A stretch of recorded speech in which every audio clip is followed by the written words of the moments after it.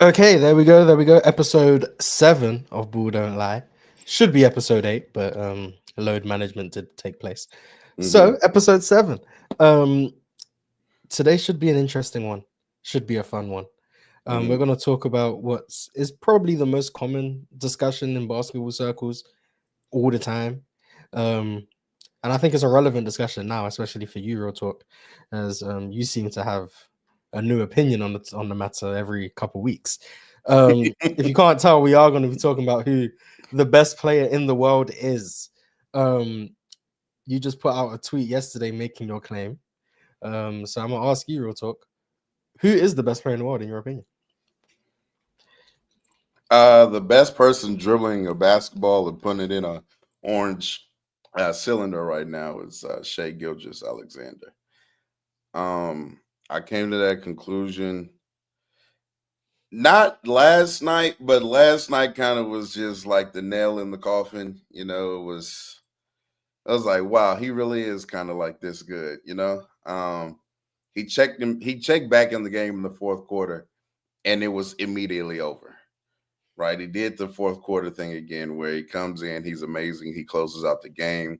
And games that he doesn't get to play the fourth, he already has 30 and three quarters on great efficiency.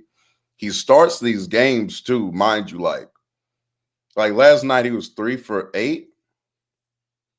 I've seen several Shea games. He starts off like 2 for 7, and you're like, oh, maybe he's not. And then he ends up like start the game 2 for 7 in 11 of 18 or something, which means he's missing like two more shots the entirety of the game. I'm I'm convinced Shea is the best player. I think his offensive impact.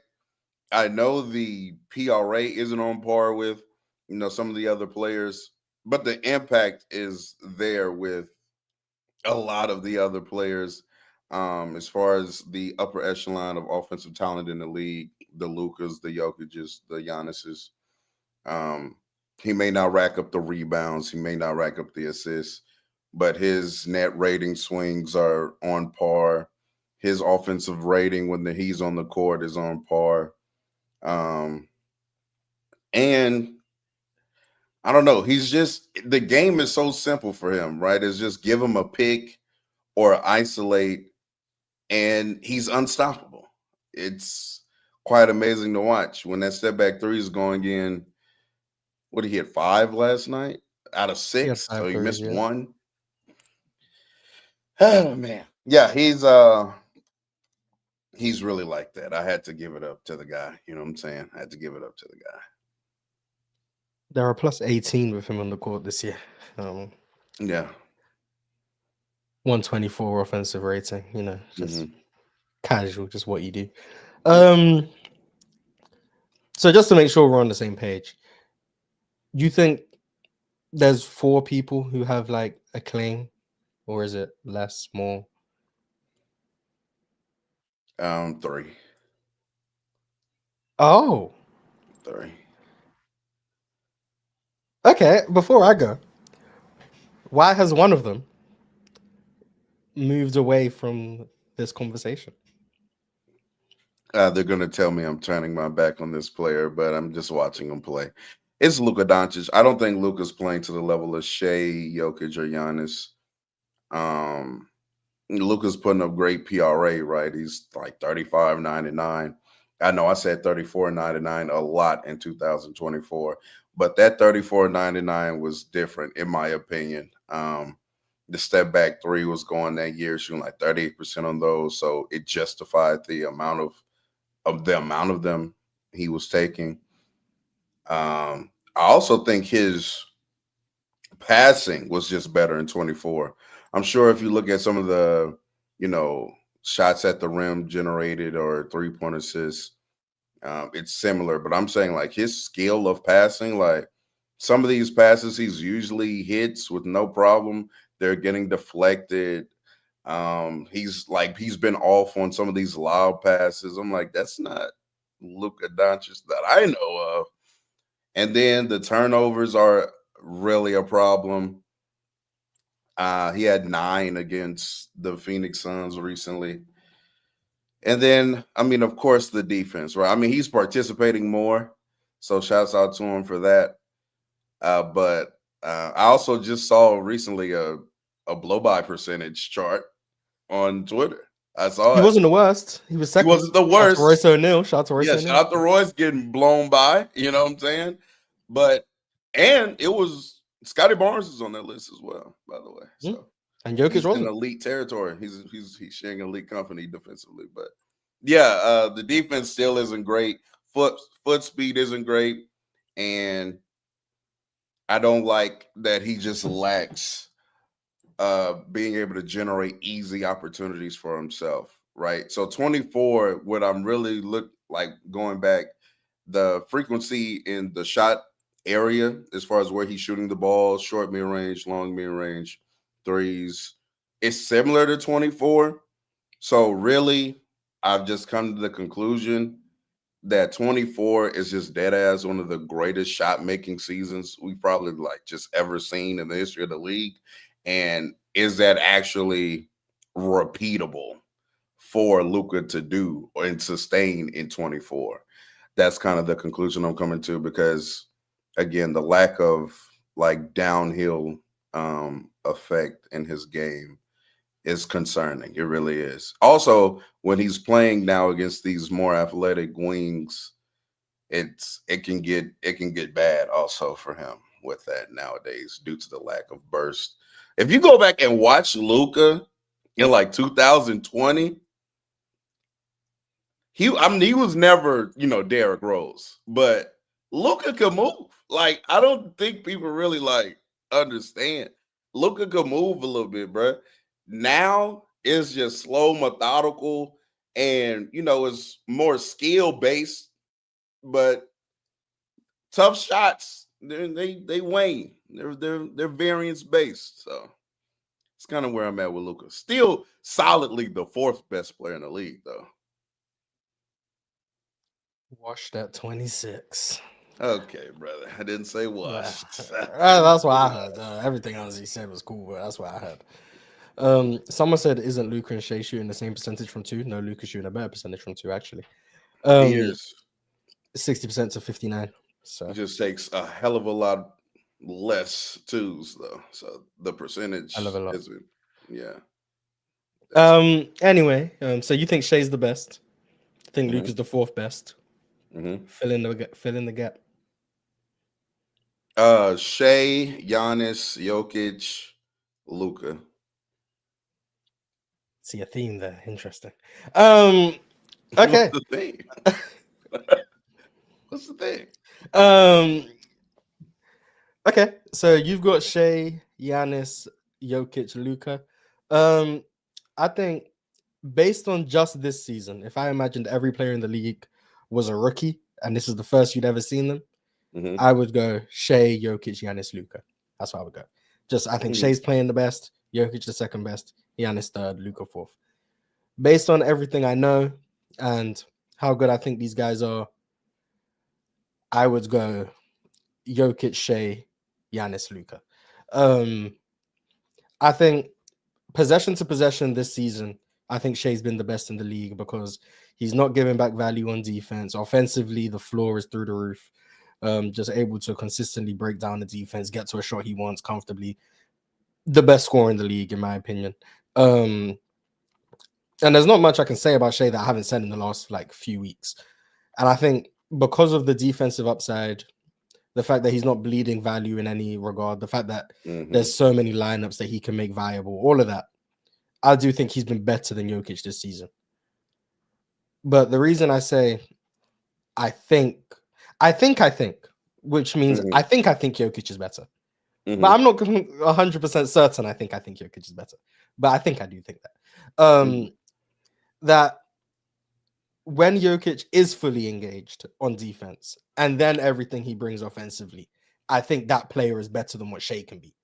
But Shea's Mm-hmm. been better this season because Jokic, for a minute now, I'll just say it for a minute now, hasn't been engaged defensively and he is giving Mm-hmm. back all of that value and all that stuff. So I think it's a different question between who's better this season and who the better player is. Although I think Shea might be the answer for both of those questions. He might be. But I think that's just a testament to how high. I think I think he's peaking. I keep saying it every week or so at this point.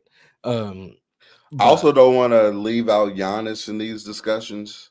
mhm. You know what I'm saying? Giannis is still playing at a very, very, very high level. What made Shea jump Giannis for me is just the shot making ability. I mean, it does kind of like I've seen Giannis now late in games this year when it's a tight contest, and they're asking Giannis to like isolate at the top of the key and get a bucket, and it's like that's not his strong suit at all, really.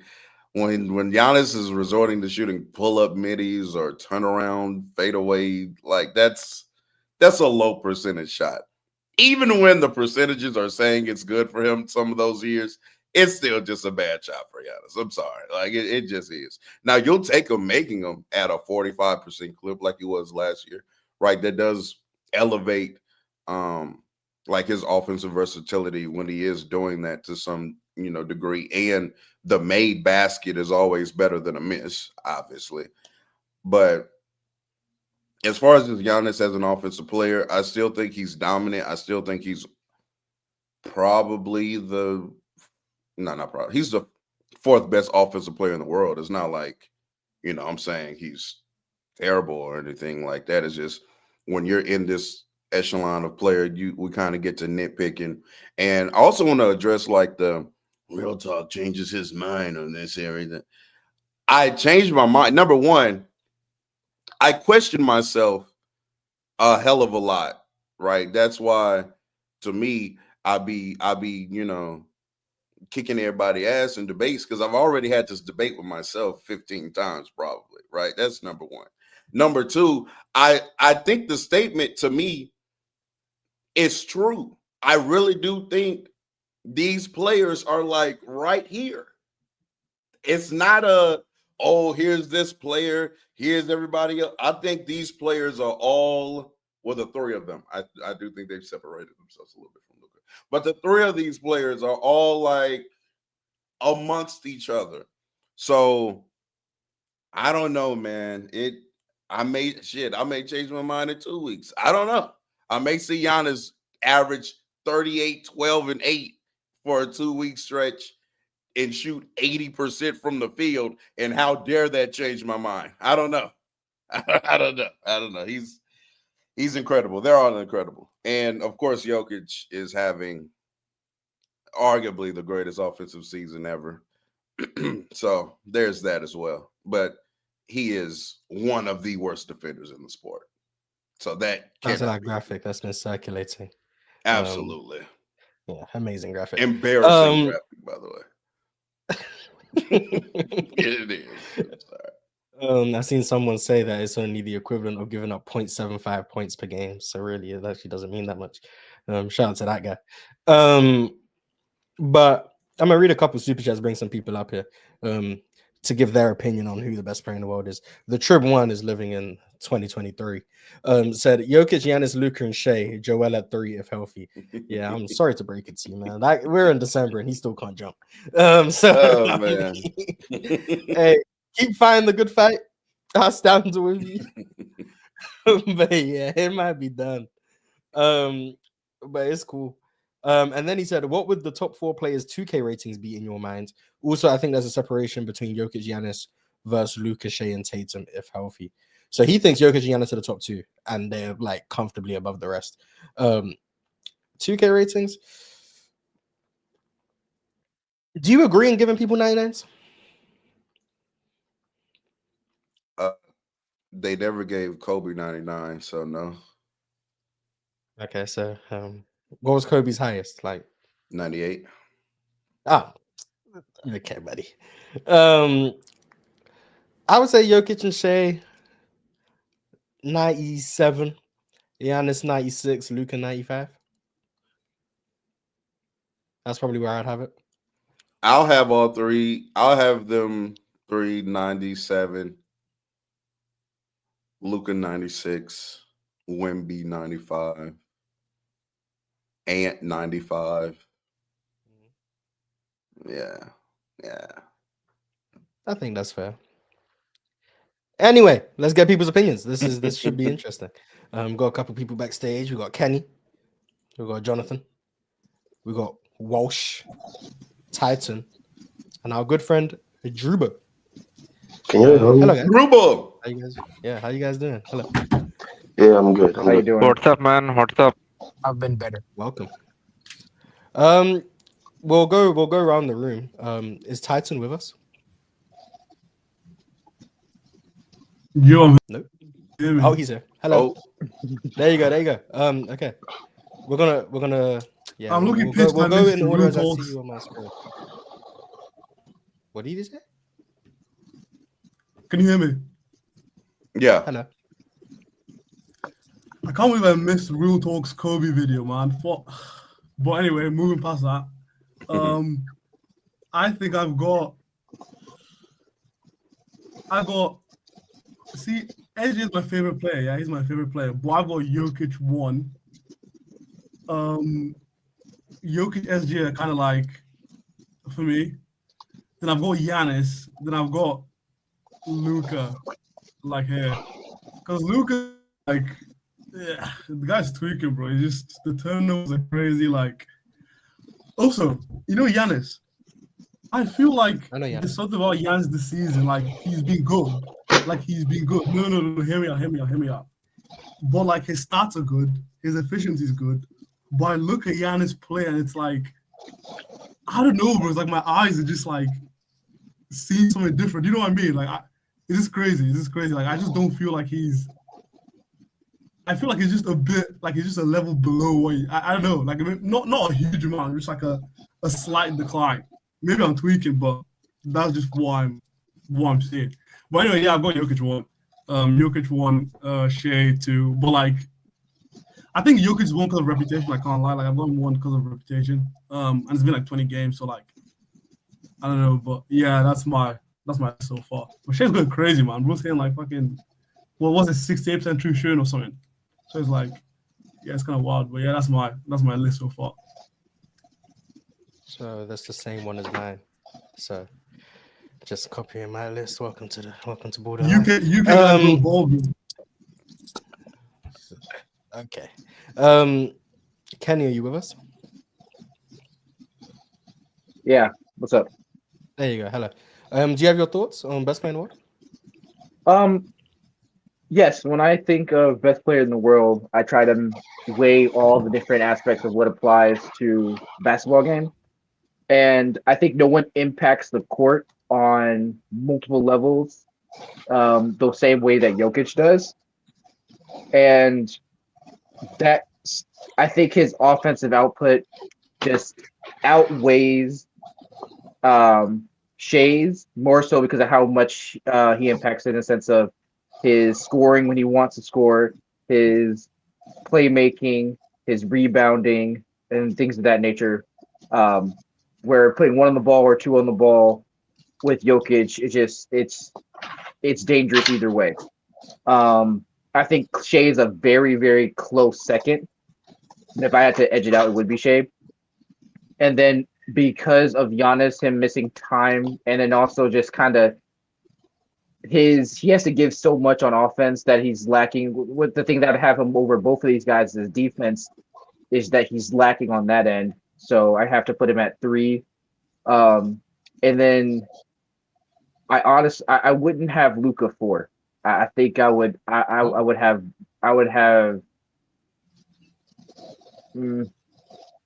I think I'd have Wemby 4, Luka 5 because of the defensive value. Lucas PR's in the month. This is tough. Damn. Luke FC, do you need someone to start taking up for you? We dropping to 5?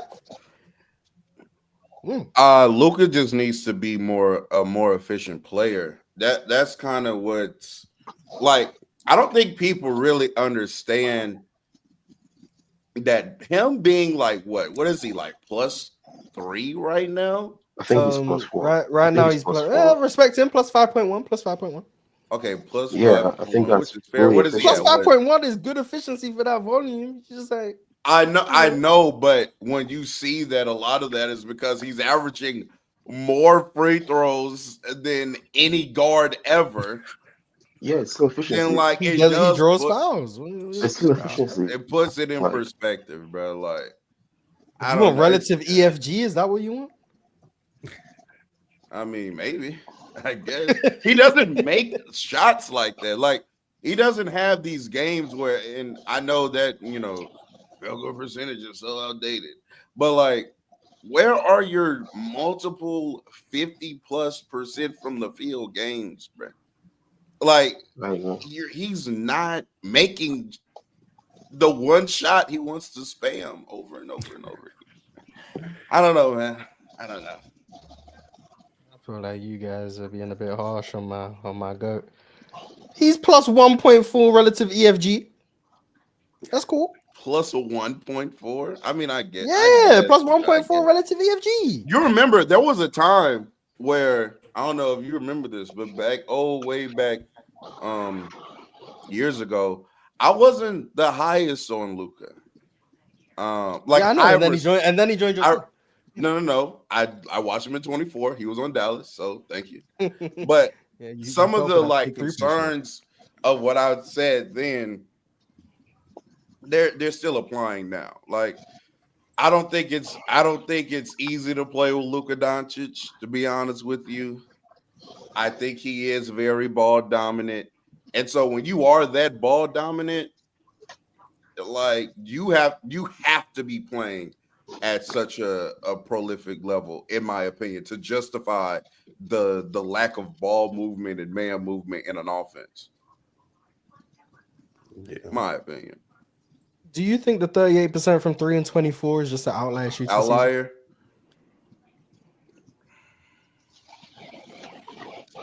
I do think he's a better shooter now, because I'm pretty sure he shot well in Eurobasket. I'm pretty sure. But maybe not 38. But I think he's a better shooter now. He shot for Slovenia in the summer. He shot. Yeah, maybe those friendlies didn't help him. Let me check just Eurobasket.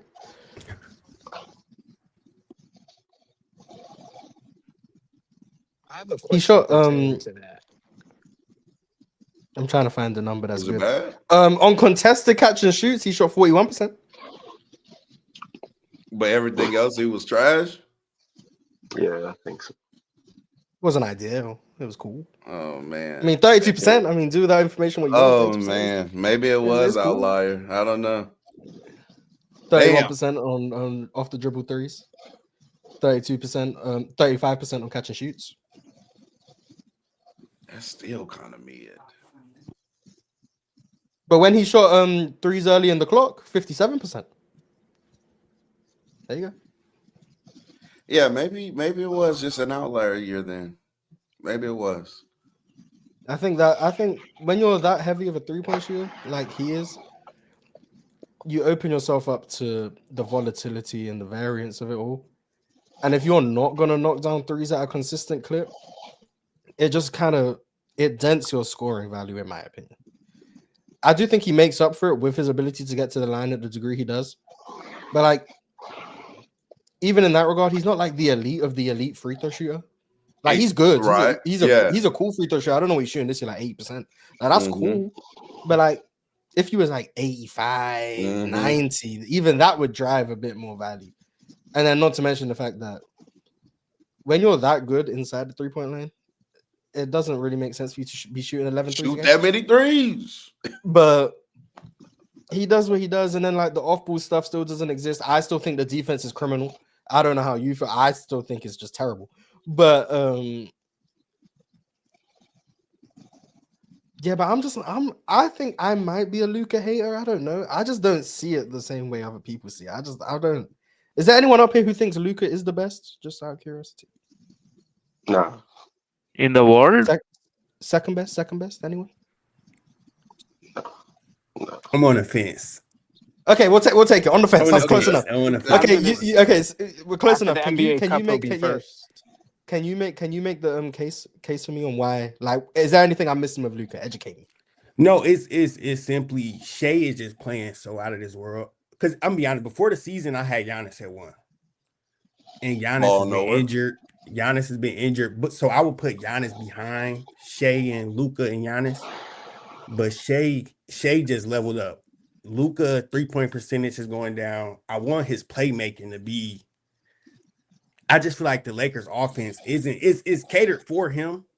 But I feel like he could be better if it was I don't know. It's tough. It's tough. But I got him at 3 right now. But 2 isn't crazy. So so how would you order them 1 through 4? Right now, Jokic, Shai, Luka, Giannis, and then at 5, it's like a space for me at 5. Because it would be Wemby, but I need to see more of Wemby. Even though he is the 5th best, but it's early. It's early. I understand. Okay, Giannis at 4. That's okay. Giannis at 4. That's the first. Most people. Does everyone up here have Jokic and Shai as the top 2? Yes. Yes. Where is Giannis at now for y'all? For me, he's 3. Okay. 3. For me, it's 4. I have him at 2. Okay. Yeah. Oh yeah, you have Jokic at 3. Yeah. Okay. Yeah. Shout out to you. Okay. So everyone other than Real Talk has Giannis at 3. Jokic just Shai I the have top Giannis 2. Yes. Wow. Either I commanded a community where you guys don't think differently, or the top 4 isn't that hard to separate. I don't know which one the answer is, but that's interesting. I mean, the 5th spot is just so other than Wemby, there's like nobody else other than maybe Ant, but Jason I Tatum. think even Wemby. It's not maybe Ant. Ant is fighting for that 5th spot. We got to do an Ant episode. Why? Okay, real talk. Why is Ant better than Donovan Mitchell? I think Ant is a better defensive player than D. Mitch. We sleep on that defense. Quite on who defense? We sleep. Carry on. Oh, stop. And they're quite similar offensively. Because I ain't gonna act like D. Mitch not going crazy this year, because he is as well. But I do think Ant edges him out slightly because of the defense. So D. Mitch, this year I have D. Mitch like he's in that 6 to 8 territory himself. Okay, that's why I was checking. Okay. Yeah. And then where would Cade fall in this? I have Cade worse than both of them. I'm pretty sure. But I am high on Cade because I do value the fact that somebody that has that much of an offensive load, and I attribute this to Shai as well. Is still like a plus defensive player. Like I think that in and of itself, although he does lack in some of the efficiency compared to the others, that is very valuable in my opinion. When your best offensive player to that degree is still adding value to your team defensively, that's a really good player. Interesting. Very interesting. Hello, new person. Hello. Can you guys hear me? Yes, we can hear you. Can we hear your top 4? On my top 4, I got Jokic at 1. I'm still going in between Jokic and Shai. At this point, I wonder how much you guys attribute Shai's impact at this point to his team. Still, you know what I mean? But I say Jokic 1, Shai 2, Giannis 3, 4. Luka, man. 4 is Luka. Okay, so does anyone want to answer how much of Shai's impact is because he's on a super team carrying him? 0. I feel like 0 is kind of crazy. Let him elaborate. Go ahead, elaborate. I know. I think he has the best floor. I think he has the best scoring floor of any guard I've seen since ever. I think his consistency from a scoring standpoint is amazing in my opinion. And I think regardless of Jada, Jet, anyone, I think he can do anything on the floor at any time. So I think he's the fourth best guard since the NBA inception. Yeah. Wait, what did you say? I think he's the fourth best guard since the NBA's inception. Who are the So three? going all the way back to Bob Cousy. Yeah. Who are the three? Okay, better? so tell me the three best. MJ, Steph, and Kobe. I agree with. He's better. I two think of he's those better than names. Magic. I think he's better than Magic as well, and Jerry West and all of them, and Bird as well. So. Oh, Bird ain't a guard. Why he catch a strike? I know. Yeah, Bird is a four. We'll talk here, so I just had to put Bird in as well. So. Real talk. You think he's better than Steph at this point?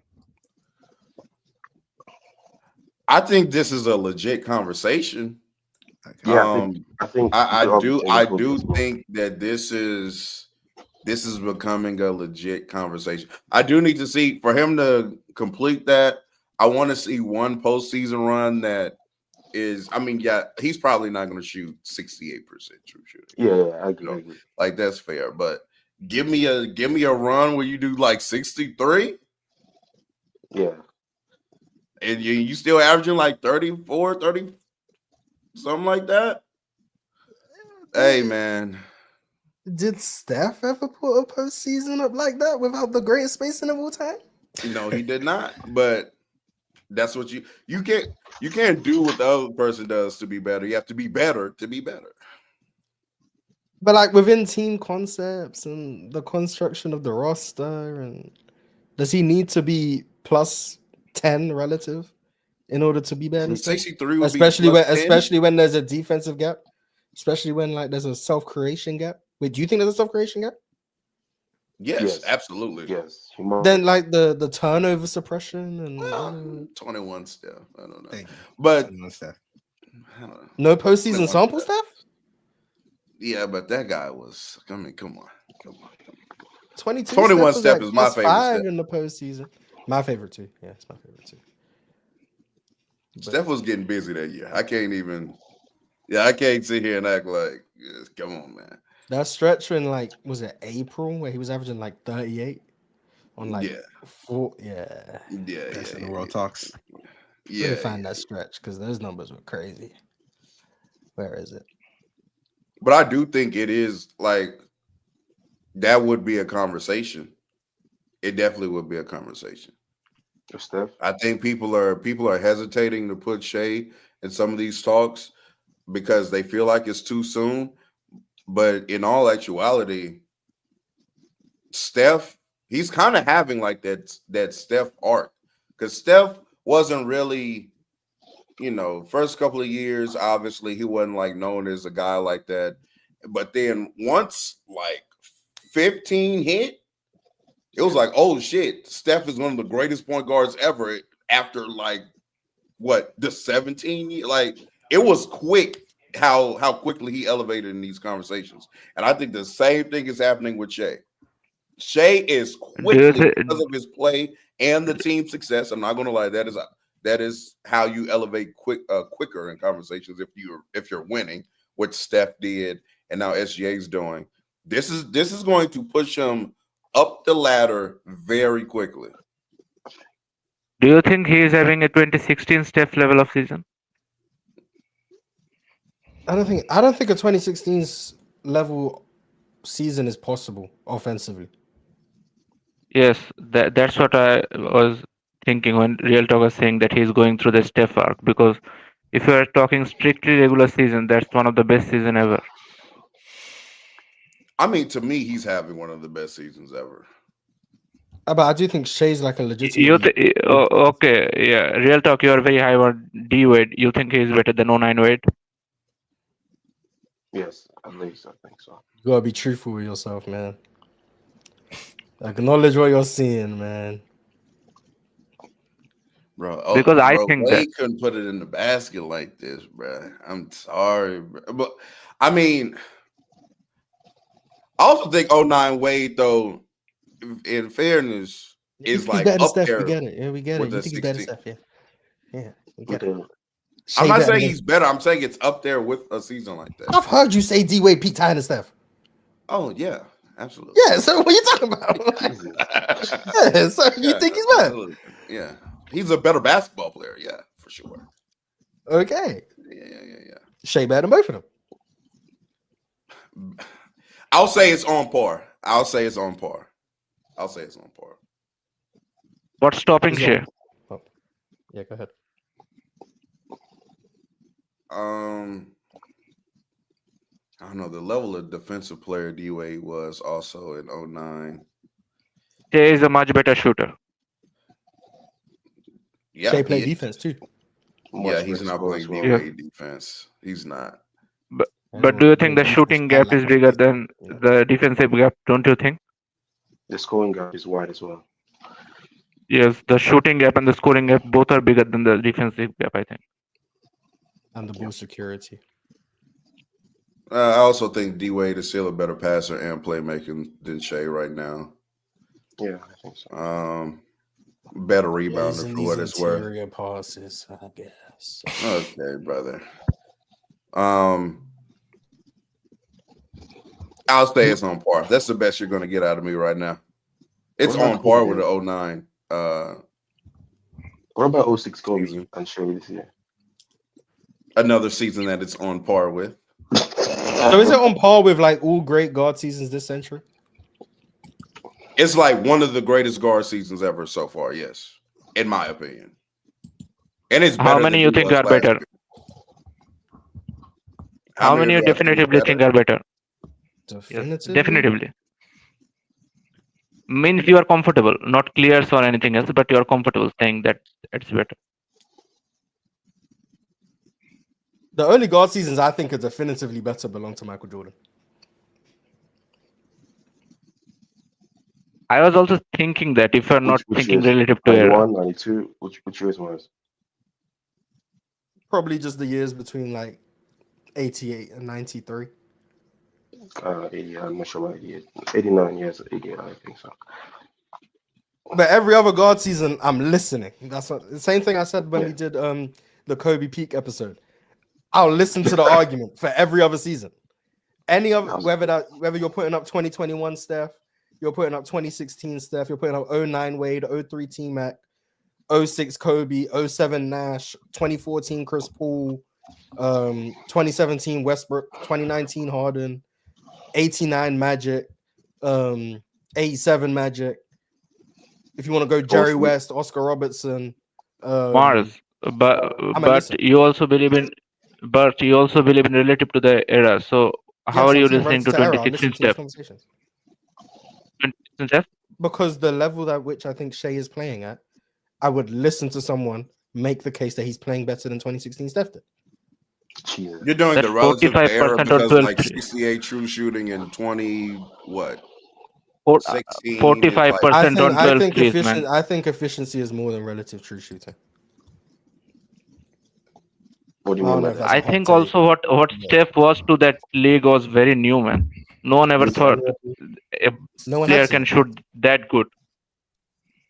Facts. But what do you mean by that? Efficiency about what do I mean by what? Efficiency being more than because I think efficiency is more than just the value of shots and blah blah blah. Like if you're trying to score and you turn the ball over, that means you was inefficient on that possession. If you miss and then get your rebounds and then put it back up, that's 50% true shooting, but you only used one possession. So why am I then saying you're less efficient, even though you scored 2 points on one possession, but it would say you had a 50% true shooting? If you're self-creating all of your offense versus someone else having that offense generated for them, there's no way I'm looking at both of you guys' efficiency is the same. Just because you both have similar true shootings. One guy has 80% of his baskets assisted. One guy has 80% of his baskets unassisted. And I meant to say that's of equal efficiency. The most efficient play types in the league are going to be spot-up shooting, coming off screens. They're going to be the most efficient play types. The least efficient play types are going to be isolations, playing out of pick and roll, just the self-created play types. So I'm not going to look at this guy who has to create all of his baskets and then the other guy who's playing glorified Luke Kennard, not saying that's Steph Curry, just speaking generally, glorified Luke Kennard, and then be like, oh, well, his true shooting is higher. No, that I feel like we're missing a big component on what efficiency is. If you're playing majority of your game in the half court and another guy is getting out in transition all the time, that's great value for sure. I'm gonna give you credit for being a great transition player, but that means your efficiency, because transition is inherently more efficient than half court. If you're out there playing in transition a lot and you have a 70% true shooting, meanwhile the guy who plays in the half court has a 65% true shooting, when league average offensive rating in transition is 120 and league average offensive rating in the half court is 104, how am I going to look at those true shootings as the same thing? I feel like we have to look deeper than just, oh, league average true shooting 58 plus 10. Like I feel like we're missing a big component of what efficiency is. And if you want to get even deeper, like the ability to create a shot in 3 dribbles is efficient. The fact that you don't drain the clock to score is efficient, because then if your attack doesn't die out, now you have 14 seconds on the clock to work with, as opposed to having to play with a grenade because you tried to score for 12 seconds and now your team has no chance to score. That's still efficient. It's about doing the most with the least amount of work. So if you're able to score quick and early in the clock, that's more efficient than someone who's constantly having to take grenades because you decided to take 15 seconds to try and score. No disrespect to Carmelo Anthony, but like still. So I feel like there's a lot of things that factor into efficiency. That's beyond the scope of relative true shooting. But 2016 Steph is still probably the most efficient scoring season ever. Like volume scoring season ever. Jokic is probably rivaling that. But like he is. Yeah, so but I'm not, this wasn't me to say, oh, I think Shai's more efficient than 2016 Steph. I'm not making that case.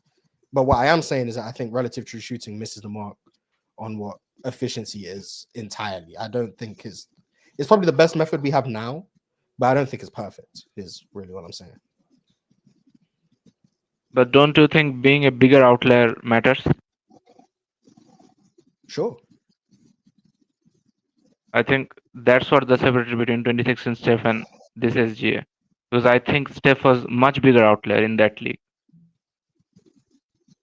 I don't think that just inherently makes you a better player, though. I would argue 2016 Steph's the biggest outlier in any league ever. Maybe outside of like that's why I think Kareem and Shaq.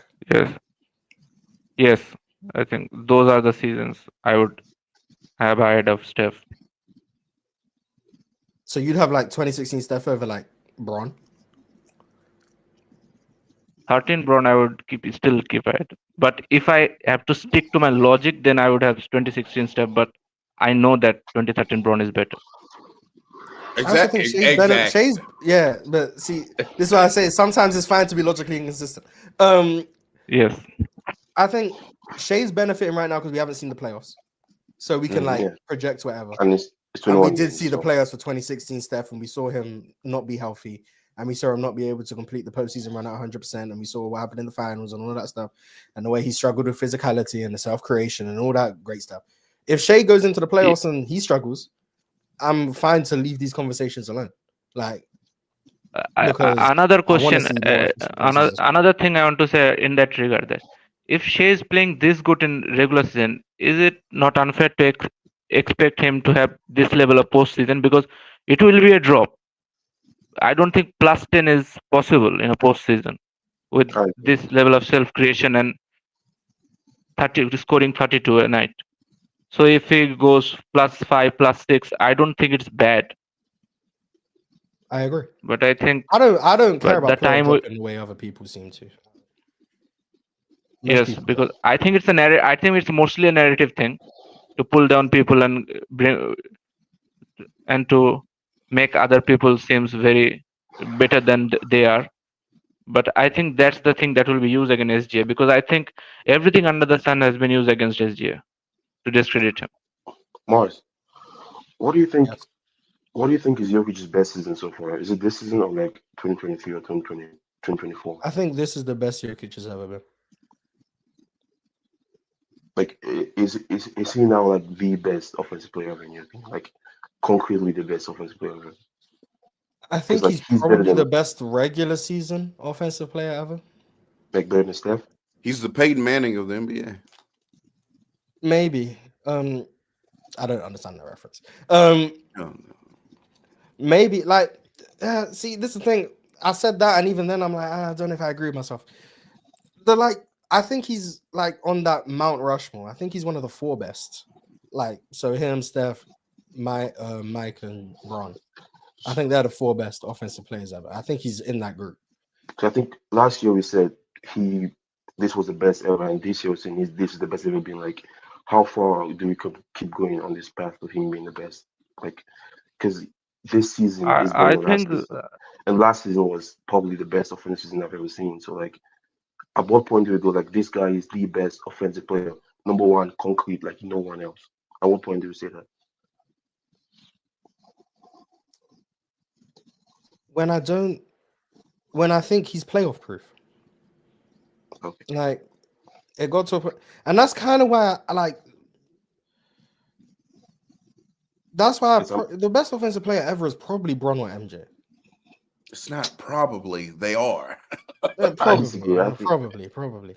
The best offensive players ever are probably Bron or MJ. Because like when MJ peaked, there was no playoff game planning that was going to stop MJ from breaking your defense and then being like the best player on the court like all the time. And that doesn't mean he didn't have bad shooting games or whatever. Like, that's not what I'm saying. And then when Bron hit his offensive peak, 16 to 18, if you want to put 20 in there, go ahead. Like, there was no, oh, we're going to do this and that's going to nullify Bron's offensive impact. Exactly. That didn't exist. Like, peak Steph, if that's 16 to like 19, like, we can't just keep pretending like switching defenses didn't stifle him in some capacity. Like, there was a quote unquote answer. With Jokic being a big, like, if you're able to deny him the ball, you nullify some of the impact. Like with Bron and MJ, there wasn't you do this slows them down. So like, but do you think Steph scoring is the best thing he brought to the offense? Gravity. Yes. Sure, his gravity. Because I think because I think people feared him more than what he actually did on the floor. The idea of Steph Curry getting a 3 is more dangerous than him making it. But see, that's where I struggle. That's not what I agree with the sentiment. Like, I know it's just a concept. Yes, it's just. But it's like, I'm just how am I talking theory here. A better player because, like, it's like at this point, like, they're treating you as a bigger threat than you are. Yes. And there's like you being able to create that, but you having the ability to create that illusion makes you better. If someone think that they, how do I say? If someone thinks Giannis is 100% getting to the rim, and everyone is clear the 3-point line and 4 players standing, down the rim, and Giannis just passed to an open 3-point shooter, then him not being a best rim runner or rim finisher doesn't matter in that case. But see, using that example, here's the problem. So the Steph Curry argument or gravity argument is usually like contributing to him as a playmaker, right? At least that would be the it would be playmaking. Right. Yes. I think that's the main point of gravity. He's still not a better playmaker than LeBron. Some people think he's the best. Some people think he's the best playmaker ever. So it's like, yeah. Some people think Steph's the best playmaker ever, and it's like, this is where like the gravity stuff throws me off because it's like, I think his playmaking is more efficient. I see Steph get credit for like, and I think I'm not blaming anyone for the concept of gravity. I think it's a very real thing. I agree, but I feel like people only look for gravity when it comes to Steph. Does that make sense? Like, so like if someone slips off a Steph screen and they see someone for a layup, it's like, Steph gravity.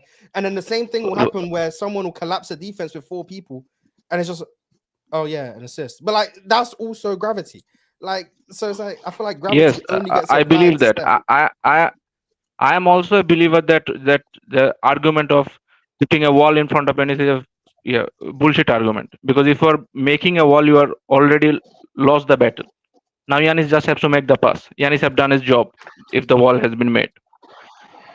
So I go through that mindset, because if Steph is just running around the 3-point line and you are doubling him, your whole defense is watching at him, then he has done his job.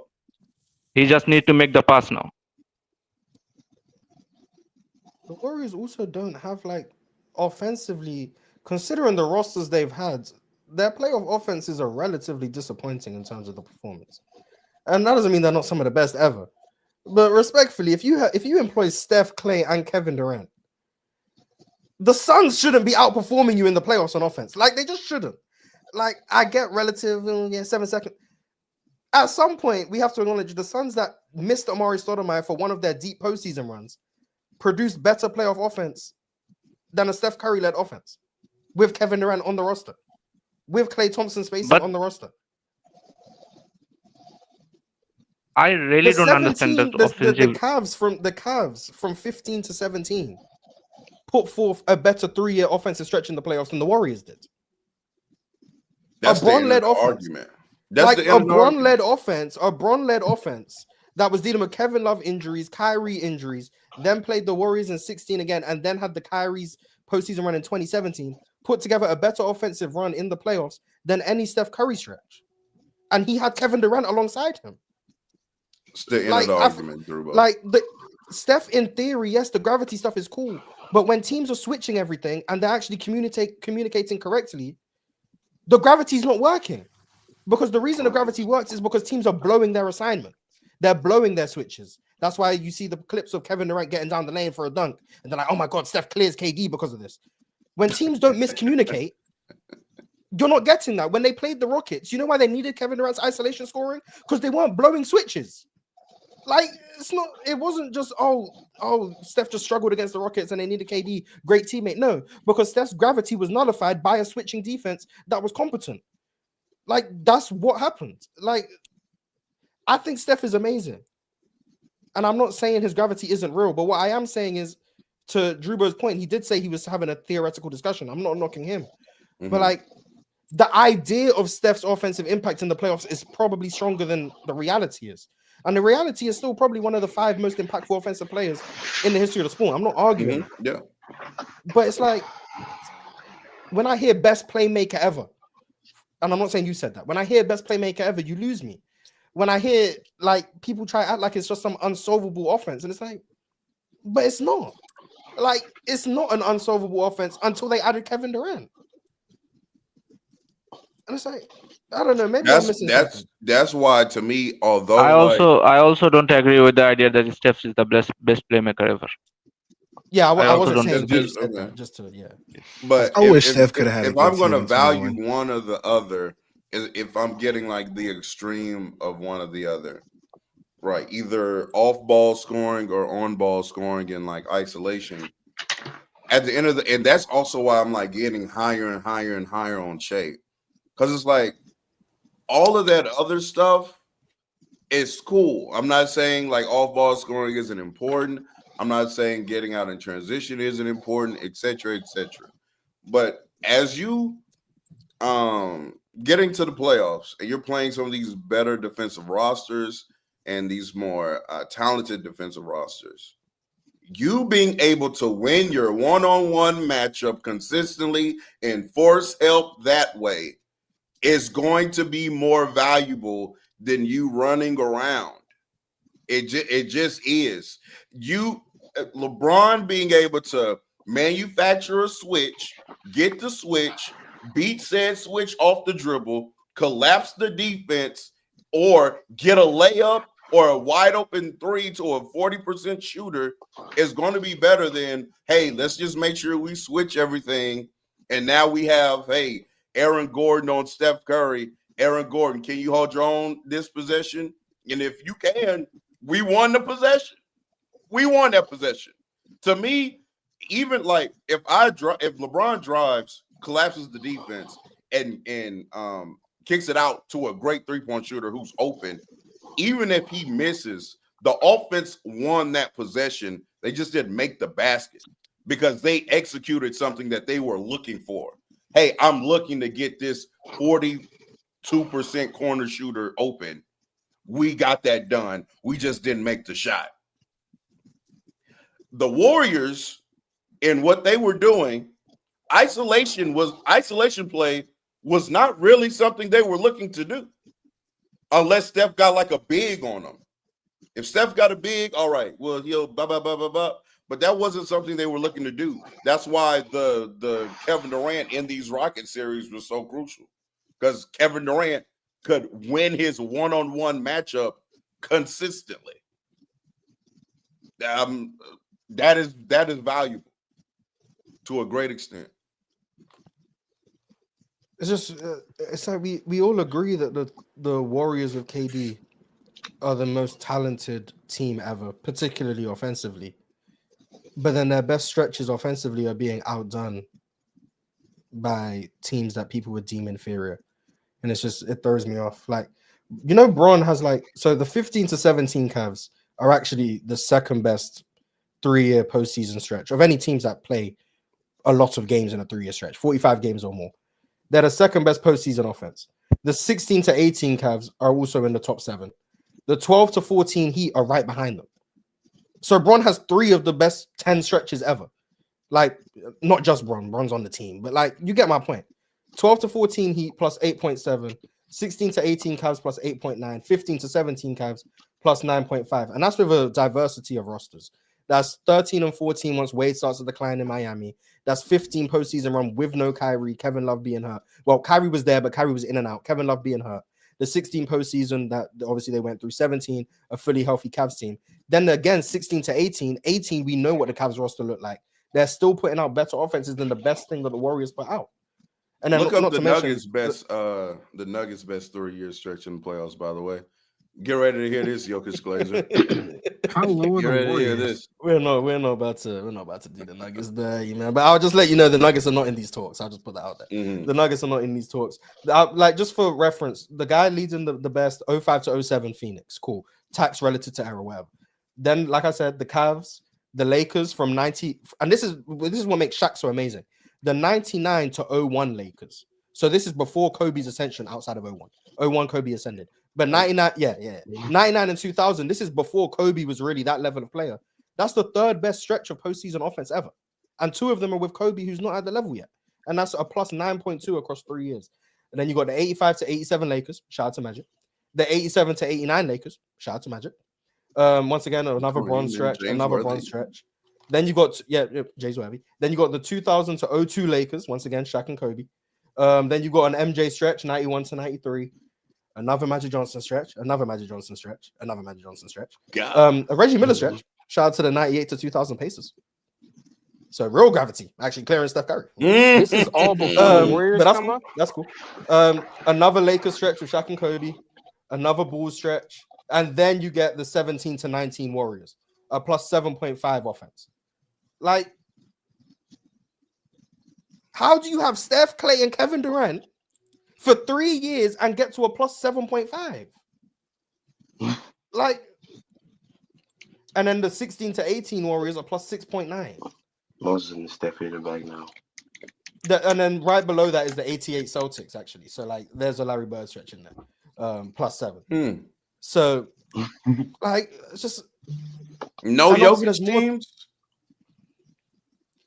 We'll give Jokic the benefit of the doubt and say maybe he doesn't have a stretch of postseason runs with 45 games. Whoops, he does.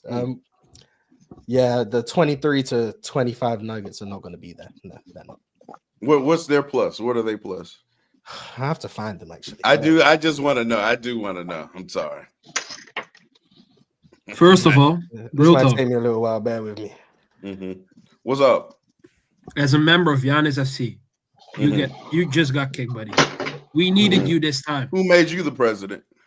I'm not the president. I'm one of the owners. You got me. You got me. Yo. But we needed you this time, like the minute restriction time. We don't get the stats as high. You got me, but it looks like you just hate Jokic to get the love to Giannis. But I have him number 2. I mean, to be fair, if you want the inverse, the Bucks have some of the worst stretches of postseason offense. We're not talking about. But defense. Yeah, their defenses are amazing, but their offenses stinks. So it goes both ways. I actually can't find the Nuggets. If I'm being honest with you, I actually can't even find him. It's so bad. Any chance he gets to hate Jokic, he takes it. I'm not gonna lie. I actually thoroughly enjoy watching Jokic play. I just also thoroughly enjoy watching his fans grovel every time I troll on him a little bit. So I continue to do it. Not gonna lie. But guys, I have a question. Like Mars, what do you think the main reason behind Jokic not having a very good offense all these years in postseason? What do you mean? Because I also his offenses are good, no? No, means they don't have top 3 offenses. I think you only said that. Other than the Jamal Murray 23 season, they don't have the top 3 offenses. Without Jamal Murray at an All NBA level, yeah, their offense doesn't.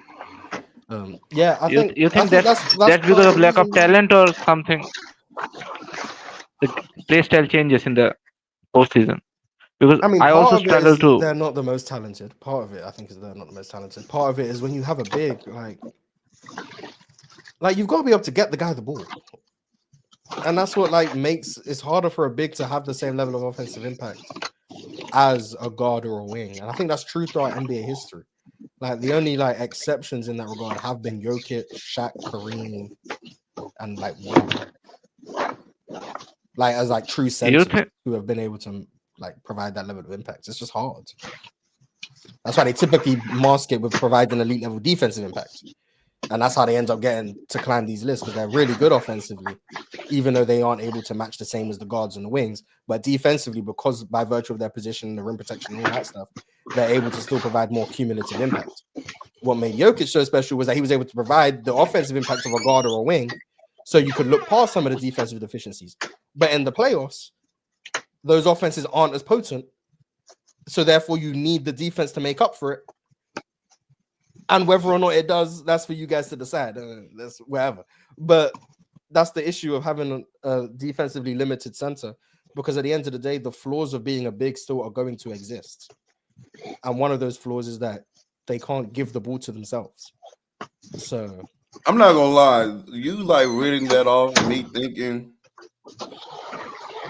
Shaq should be a consensus top 5 player. Did you have Shaq top 5? I don't know if I did. Yeah, I'm not okay. But yeah, he should be a. You fraud! You had him at 6. You fraud. Oh, I mean, he's Mars. I have to go, but I wanted to talk something about SGA. I was just thinking about this. I am not saying I believe this. I'm just thinking about this. Every time people say that SGA is that good because OKC have this level of defense and the defense is carrying, I think that the best quality of the team is their defense. But do you think don't you say this is the worst era to have the greatest defense? I don't know. What does that mean by that? Means if relative to other eras, having the greatest defense would means the less in this means the less in this era. Least, sorry. I mean will mean the least. Because I don't think you can just. That you're saying. No. I said I was thinking about this point, because even if you have a great, very overwhelming very good defense, it still wouldn't make you a title contender if you don't have a very good offense, because this defense, they're this good of a team because they have an all-time great defense but also the best offense in the league. Especially last year, they had the best offense in the league. So if they are a mid offense, don't you think they wouldn't be this good of a team? If they have the 15th or 16th ranked offense. Yeah, I don't think they'd be this good. Yes. But so that's why I was thinking they have a negative 11 defense. I think they could be a mid offense. You could be a mid offense with they could still be one of the best. Last year they were the 6th best offense in the playoffs. That's not great. It's not bad. Mm-hmm. That's not great. Mm-hmm. But then they still won the title. Did they win it going away? No. Obviously, Game 7 against the Nuggets. Game 7 against the Pacers. I'm more tough. Coming. They could compete with a mid offense. I'm more coming from the angle of, let's say, 0-4 Pistons. Basically, won because of their defense. But in this era, that cannot happen. Yes, but in this era, that cannot happen. You cannot just hold a team to 100 points and say, we don't have a player to take us to 110, 120 point regularly, on a regular basis. I think I think Shea provides something for their offense that I don't think many players can provide. Oh, I agree with that. Yeah. Basically, I think the greatest defense, having the greatest defense is good, but having Shea also factors in. I think that amounts to the same amount of value. I think that Shea is necessary to the greatest defense as much as the greatest defense helps Shea. Mostly, I was thinking that. Yeah. Okay. I get what you're saying. Yeah, I agree. I think the defense gives OKC the highest floor in the league. Like, they can shoot poorly. Shea can have an off night. No dub. Chet not playing great offensively, but they're going to force 25 turnovers and stop you from scoring so they can win a game 102 to 94. That gives them the floor. But the ceiling of being able to run through the playoffs and dominate teams and blow them out by 20 comes from the fact that Shea is able to provide you elite level offense while being surrounded with the group of guys that give you the best defense of all time. You add both of them together, that's how you get to maybe the best regular season team we've ever seen. You know what's funny, Mars and Drubo? I just looked it up. Yes. Mars said the Pistons had the sixth best offense in the playoffs. OKC had the sixth. No, the OKC had the sixth best offense in this the Pistons past had the playoffs. Best? The Pistons had the sixth best offense in 04. So I think that's shameful. I didn't know that. I thought actually, like, relative to the era, they did win an 04 Pistons championship. I'm gonna be honest. I think the rest of the NBA should be ashamed that a 98.9 offensive rating was the sixth best. Hey, go tell the world who had the best offensive rating in the playoffs that year. Suns? It doesn't matter. Nah, go tell the world. Go tell the world about a certain peak. Dirk's team had it. Dirk's team. I have a question. Dirk's please. team. Okay, Dirk's team. It is Dirk's team. I have a question, please. Mars, I think last week or 2 weeks ago with John D, you were saying that you could make the argument that Shea is better than peak Steph or peak Kobe. They're the only two guys who are like, these two guys are the only two guys who are like, I could say Shea is not better than now. I'm trying to rationalize on Kobe specifically. How would you rationalize Shea being better than Kobe offensively? Like, how would you rationalize that argument specifically? Because I don't see Steph, but I can see Kobe. But how would you rationalize it yourself? Well, you'd have to set out when do you think Kobe's peak was. So I think it was like 06 to 10. Okay, 06 to 2010. The argument, I think, would have to start with the great word of efficiency. Okay. Shea is quite factually one of the most efficient perimeter scorers you've ever seen. Yeah, I agree. Kobe is not. Yeah. Now, I'm not here to say Kobe's inefficient. Just make the there is an efficiency discrepancy here. Then I would argue Shea's ability to control. Shea could control games in a way that Kobe didn't, by virtue of the fact that he played within the triangle. But Shea's ability to control pretty much every offensive possession for OKC and lead them to these types of results does hold a lot of value to me, especially when he doesn't turn the ball over. Ball handling, pace, shot selection. I think he kept the rhythm of the game better than Kobe did. I don't know if that's a hot take. I don't know. Maybe that's just not a thing. But like the rhythm of the game was a wrong take. But why do you think it's wrong? I don't think that I don't think Kobe was throwing the rhythm of the offense off to the extent that some people like try to make it out to be. Because I think Kobe did play a good amount off ball, and there were some. He's way better than Shea off the ball. Way better. Yeah, like there were quick hitters, like a seal, one dribble, turn around, or come off a pin down, catch and shoot. Like he was doing that pretty consistently, especially. He also broke away from the triangle pretty consistently. Yeah, he was doing that as well. Yes, he was. Which could argue that threw the rhythm off. Well, for some, the triangle offense was too hard to understand anyway. So it's probably helping a few people out by simplifying it and going isolation. But yeah, I'm not saying Kobe threw teams off. I'm just saying I think Shai kept the rhythm of the game better. So what I say, efficiency, being able to control the rhythm of the game. I think this Shai is providing more defensive value than Kobe did from 06 to 08. Well, 06 and 07 for sure. 08, cool. Kobe started playing some defense in 08. I'll give him that. So it depends on how much value you want to put. And this is why I say it becomes, are we going with theory or reality? Like in theory, could Kobe have played defense like he did in 08 and 06? Sure. I'll go for skill set. No. So like, I don't know how I meant to, but if I'm making the argument for Shai, I'm gonna just say that this Shai is a better defender than 06 and 07 Kobe was. That's what I would say. And then we're at a point like Shai shooting 43% from three. Like we're at the point where like he's shooting the ball at an elite level from all over the court. The handle is better. He's not turning the ball over. He's controlling that game in a way that Kobe didn't. And it's leading to some of the best offensive results in the league. I don't know. It's like, at this point, you think he's a better scorer than Kobe? Player. He's a better scorer than Kobe. A better scorer than Kobe at this point. If I was making the argument for Shai, I would say yeah. Okay. Yeah, I think he has. Hey, don't get mad at me. He asked me how would I make the argument. I'm not mad. I mean, I know I hear you. I hear you, and it's just like I get the efficiency points. I get it. For me personally, when I just watch these two players, I don't come away with the conclusion that Shai's better than him. Who do you think has a higher floor? I think she has a higher floor. Probably Shai has a higher floor. Okay. Shai don't hit Kobe ceilings though. Yeah, he don't hit 81. Yeah, you're right. He don't hit 81. He don't hit 30 in quarters.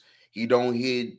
I don't think he's actually capable of doing those things either. I don't think he's. Yeah, like bro, Kobe has some stretches where they are. I don't think I'll see a game prolific. Where Shai makes 12 threes. I don't think I'll see a game where he goes 6 for 6 from 3 in 12 minutes. Like I don't think that's gonna happen, and I don't think that's a problem. Like I think Shai's in a room where his floor is really high, but his ceiling isn't gonna touch like Kobe's ceiling. But like Kobe might have the highest scoring ceiling ever. I agree. So it's like that's not a knock on Shai more so as it is praise to Kobe. Mm-hmm. Well, Steph's scoring ceiling is high too, and like if you want to go like real disgusting and say like Klay Thompson, but like, but I get what you're saying. I get, James but yeah, so like I don't think that's a knock on Shai. Like I say this all the time, like you get to a certain level and it's like there's no clear-cut answer. Like I don't think it's right to say Shai's peaked higher than Kobe. I don't think it's right to say Kobe peaked higher than Shai. I think like everyone values different things on a basketball court. If you value the highs more than the lows, you'll probably say Kobe's clearly a better player than Shai. If you value on-ball defense more than off-ball defense, you'll probably say Kobe clears Shai as a defender. If you really value turnover suppression, you'll say Shai's a better player than Kobe, Steph, all of these guards because he doesn't turn the ball over. By the way, it's not 2.4. For sure, he's not like compared to like D Wade was a high turnover guard. Yeah, like D Wade's turnovers were actually like relatively problematic. But like, so it's like there's always going to be different things that everyone values, and it doesn't make anyone more right or wrong as long as you can explain what it is that you're valuing. And like, so yeah, I don't know. But yeah, that's the case I would make for Shai over Kobe. I agree. So I have another question. So is that a Thanasis? Yeah, keep some respect. I don't know. But is for the guys who have Giannis at 3, is that also based on team success, or is it what makes them higher on for you? Like to all of you, like I'm just curious. You guys can go ahead and answer. You guys have Giannis at 3. I heard you. Yeah, for those who have Giannis at 3, because I don't. Yeah, yeah. I just think. I think. Speak up. I think it's Giannis. You're talking about right now? Over Luka. Right now, yep. What was the question? Top 3? I would. Why do you have Giannis as the third best? I think it's consistency over Luka.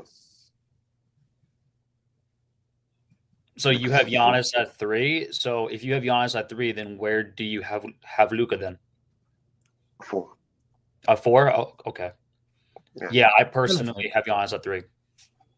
And is that based on team success, or is it more like an individual play? Or I think he's just better than Luka now. No, we don't talk about Luka. We talk about the higher ones. Like, yeah, I think he's asking why you have him at 3 and not 2 or 1. Not why do you not have him at 4. Why is he worse than Jokic and Shai? I think the half-court offense is just like leagues behind Shai and Giannis and Jokic, in my opinion. And defense is enough. Is it not behind Lucas? But Lucas' defense is ass. So is Jokic defense not trash? Jokic is better offensive player than Lucas. So. But what is that gap then, like from 1 to 4? I think Jokic is the best player. Shai is second best. Giannis third, and Luka fourth. Okay, but why though? That's not good enough. I think Jokic is the greatest offensive player ever, in my opinion. Okay, but why though? Actively not answering the question. Efficiency, passing, scoring. Don't attack him. Again, go. Efficiency, passing, playmaking, scoring. I think he is the most complete offensive player I've ever seen.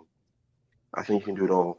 The only issue is him being the center and the ball handling stuff that might hold him back. But I think with Shai, I think he's by far the best offensive player ever.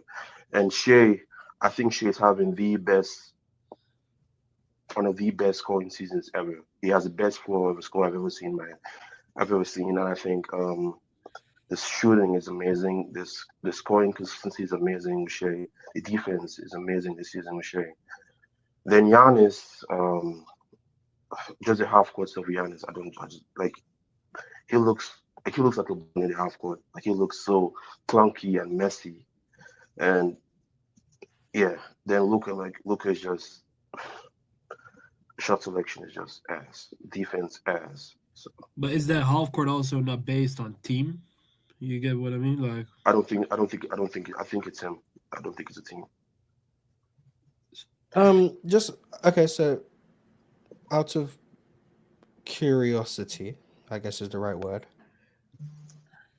Why do the Bucks have the best half court offense in the league with Giannis on the court? Yeah, I'm the stats guy. I don't look at stats. It's more like it doesn't look good. Then it's not. You get what? But it works. That's with Giannis. Yeah, that's with Giannis. Like it doesn't look good, so they don't rate it like as much as the shooting in the half. But to Morris's point, though, the stats back up Morris's point, though. That's the thing. So just because it doesn't look good, it doesn't really matter. I didn't say it look good. I said I watch. I don't care about the stats. I don't use the stats. You don't use stats at all? No, I watch Giannis and see he's not better than half court than Luka and Jokic and Shai. Okay, so I'm not asking to change your minds based on the stats. I'm asking, how do the Bucks have the best half-court offense in the league with Giannis on the court? How do you think that's happening? I don't know. Okay, let me make it more like, I don't want to make a whole segment, but let's say if you could make a drop between all the three teams, like if you could make a team like with all Bucks players, all Thunder players, and all Nuggets players, I would say nobody gets picked. And that's like I'm not trying to compliment Giannis. Like how the fuck? Yeah, I like him. Like you get me, like Ryan Rollins stand over here, like KPJ, like on the basketball court, but if he gets that team like to a number one offense, like come on, man. Like the offense is more like for people, it's more with their eyes. They don't think it's that nice as SGA or Luka or Jokic. Like, but the stats don't lie.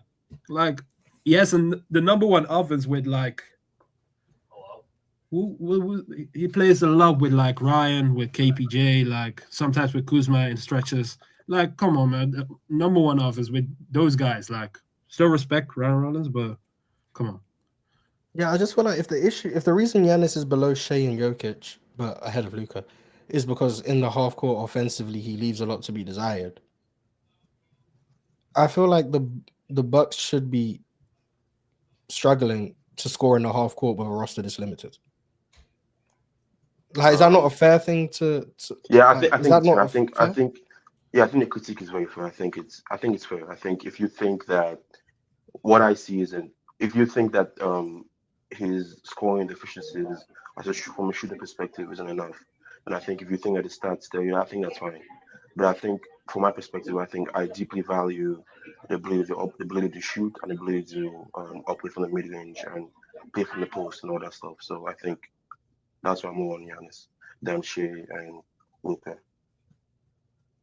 I agree with like the idea of versatility, but like it gets to a point where like if they can't stop him from getting to the rim, yeah, exactly. Yeah, him shooting mid-range jumpers at that point is just hurting the team. yeah. Isn't I this think He can like get to the rim every time. Why do I need to shoot a jump shot?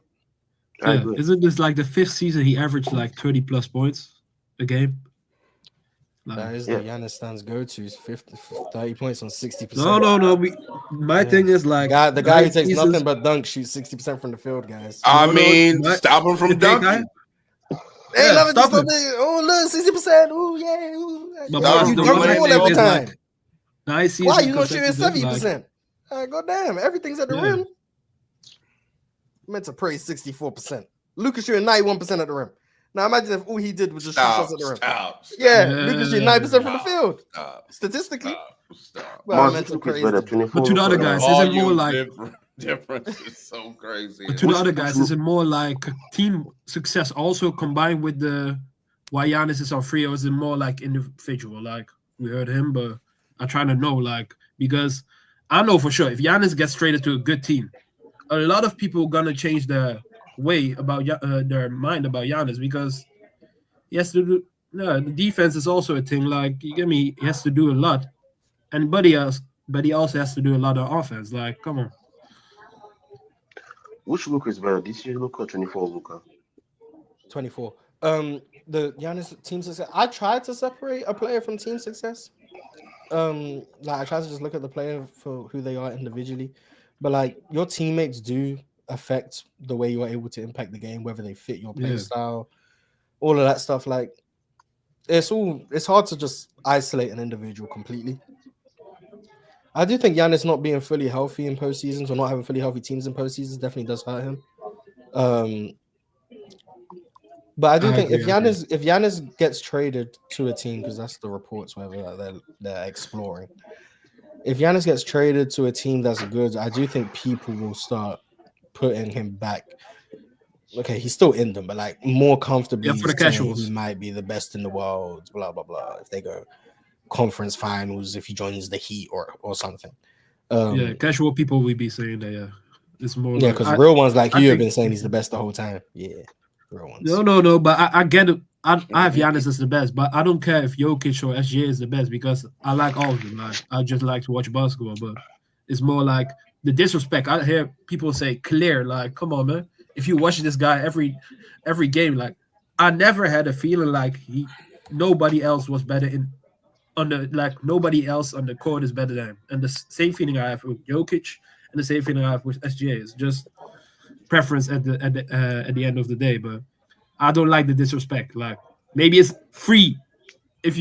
Free is like not disrespect, but it's me. You hear at people their opinions like it doesn't look pretty or it doesn't. But yeah, it's just Giannis. Like you can still say like he can't shoot, but who cares if he gets it done? Like he's shooting 21% on 2-point jump shots this year. The mid range doesn't look good. Only the fadeaway, Dirk sometimes, but the 3-point fadeaway ain't gone in since the Pacers game. No. He hit it against the. We not moved. So I just want to make sure. Is the consensus up here? Jokic is 1, Shai is 2, Giannis is 3, Luka is 4. Mine is not. Mine is not either. I've got okay. Shai Talk to us. I've been looking at some numbers for the past few minutes. Spreadsheet FC. Yeah, go ahead. So right now in 2025-2026 season, we have 18 players averaging 25 plus points per game. Right. Okay. We have 10 of those players are +5 relative true shooting. 10 of 18. Okay. 55.6%. 10 of 18. Right. Okay. In 06, there are only 10 players averaging 25 plus points per game. Of the 10, 4 were +5 relative true shooting. None of them. The 4 being, any guesses? Ray Allen. Yep, makes sense. Makes sense. LeBron. Dwayne Wade. LeBron in 06 was not plus. It wasn't +5? Nope. I might took too many middies, man. God damn. Dwayne Wade +5. D Wade definitely. And Wade almost was. Gilbert Arenas was. Yeah. Okay. Who was high Dirk volume? was. Oh, Dirk for sure. Yep. Okay. Steve Nash. He didn't average 25. He didn't average 25. He averaged 18. Yeah. So it was Dirk, Ray Allen, Paul Pierce, Gilbert Arenas. So I'm just saying, and if you look at certain team constructs, Gilbert in 06 had an interesting team there. Because I'm pretty sure in 06 that was Antoine Jameson and them on that squad, so more spacing than normal. I'm just saying, bro, this style of basketball definitely leads to more efficient scoring, and the fact that like this is an argument to some, it really blows my mind. Can I tell you all the people who are +5 right now? Norman Powell. High volume 3-point shooter. High volume 3-point Austin shooter. Reeves. High volume 3-point shooter. Yeah. Like these people ain't even that caliber of player in their league, and they're averaging 25 plus on +5 relative true shooting. Like, I'm sorry, bro. I'm sorry. So are we done with relative true shooting? Is that what you're trying to say? For perimeter players in the 2000s, yeah. Okay, so just that era. Everyone else, we'll go back to relative. For perimeter players in the 2000s, sure. Like, we can't admit that on one hand, we can't say it's the dead ball era and then act like it's not the dead ball era. I don't get that. I don't understand that. I'm with you. I just want you, as long as you can acknowledge that Steve Nash was then +10 relative true shooting in the Yeah, he averaged 14. Cute. Congrats. I don't care. As long as you can acknowledge he was +10, as long as you can acknowledge he was +10 in the dead ball era, I'm gonna be right there. +10 in the dead ball era. Yeah, absolutely. Like it's 14 points a game is just like nothing, and like he averaged 18 in 2006. But should he have won those MVPs over Kobe? Hey, we talking about the best player. We are not here to talk about Steve Nash MVPs that he very much deserved, by the way, because he was the best player in the league. Brother, that's nasty. No, it was not. He very, very, very clearly was. Oh man. Yeah, can we go back to the people with the top fours? Just tell me who has the most MVPs in the 2000s? It's gonna be Tim Duncan, okay. Bron, and Steve Nash. Okay. How about Shaq? The 3 best players of the decade. Oh, not Shaq. I don't know what you want me to do with that. Oh, Shaq won MVP. Okay. Yeah, Steve Nash up there. But anyway, back to the top fours. Yeah, there you go. Top fours. Back to okay, so my top 4 is for sure at number 1, SGA. My number 2 is going to be Jokic. 3, Giannis. 4, Doncic. So, are there any gaps in there? Like, what do you mean by gaps? Like gaps, like is there a huge gap between Luka? Is there a huge gap? No, not at all. No, it's like extremely close. Like it's too close. Yeah. Just on a night-to-night base, like these 4 guys are really crazy. Come on, like I don't like to talk about gaps. Like how can you compare like how somebody else is doing on the other team? Like it's just crazy what they do. It's close between Luka and Shai. I think it's definitely close between those two, for sure. For sure close. But I prefer Shai because of his downhill, because he can get downhill better. I think Luka takes too many step backs. I think he can definitely draw more. I mean, he definitely draws fouls enough, but I just like the downhill aspect of Shai Gilgeous-Alexander more. Just me personally. I heard Luka's better again downhill today. So yeah, we did hear that today. That's crazy. Who said that? Don't sound so shocked. It's just something I heard. Who have I not asked for their top 4? I know I haven't asked Jokic Glazer, but I'm trying not to. Who else have I not? You haven't asked me. Okay, go ahead. Tell me what your top 4 would be. I'm not gonna lie to you.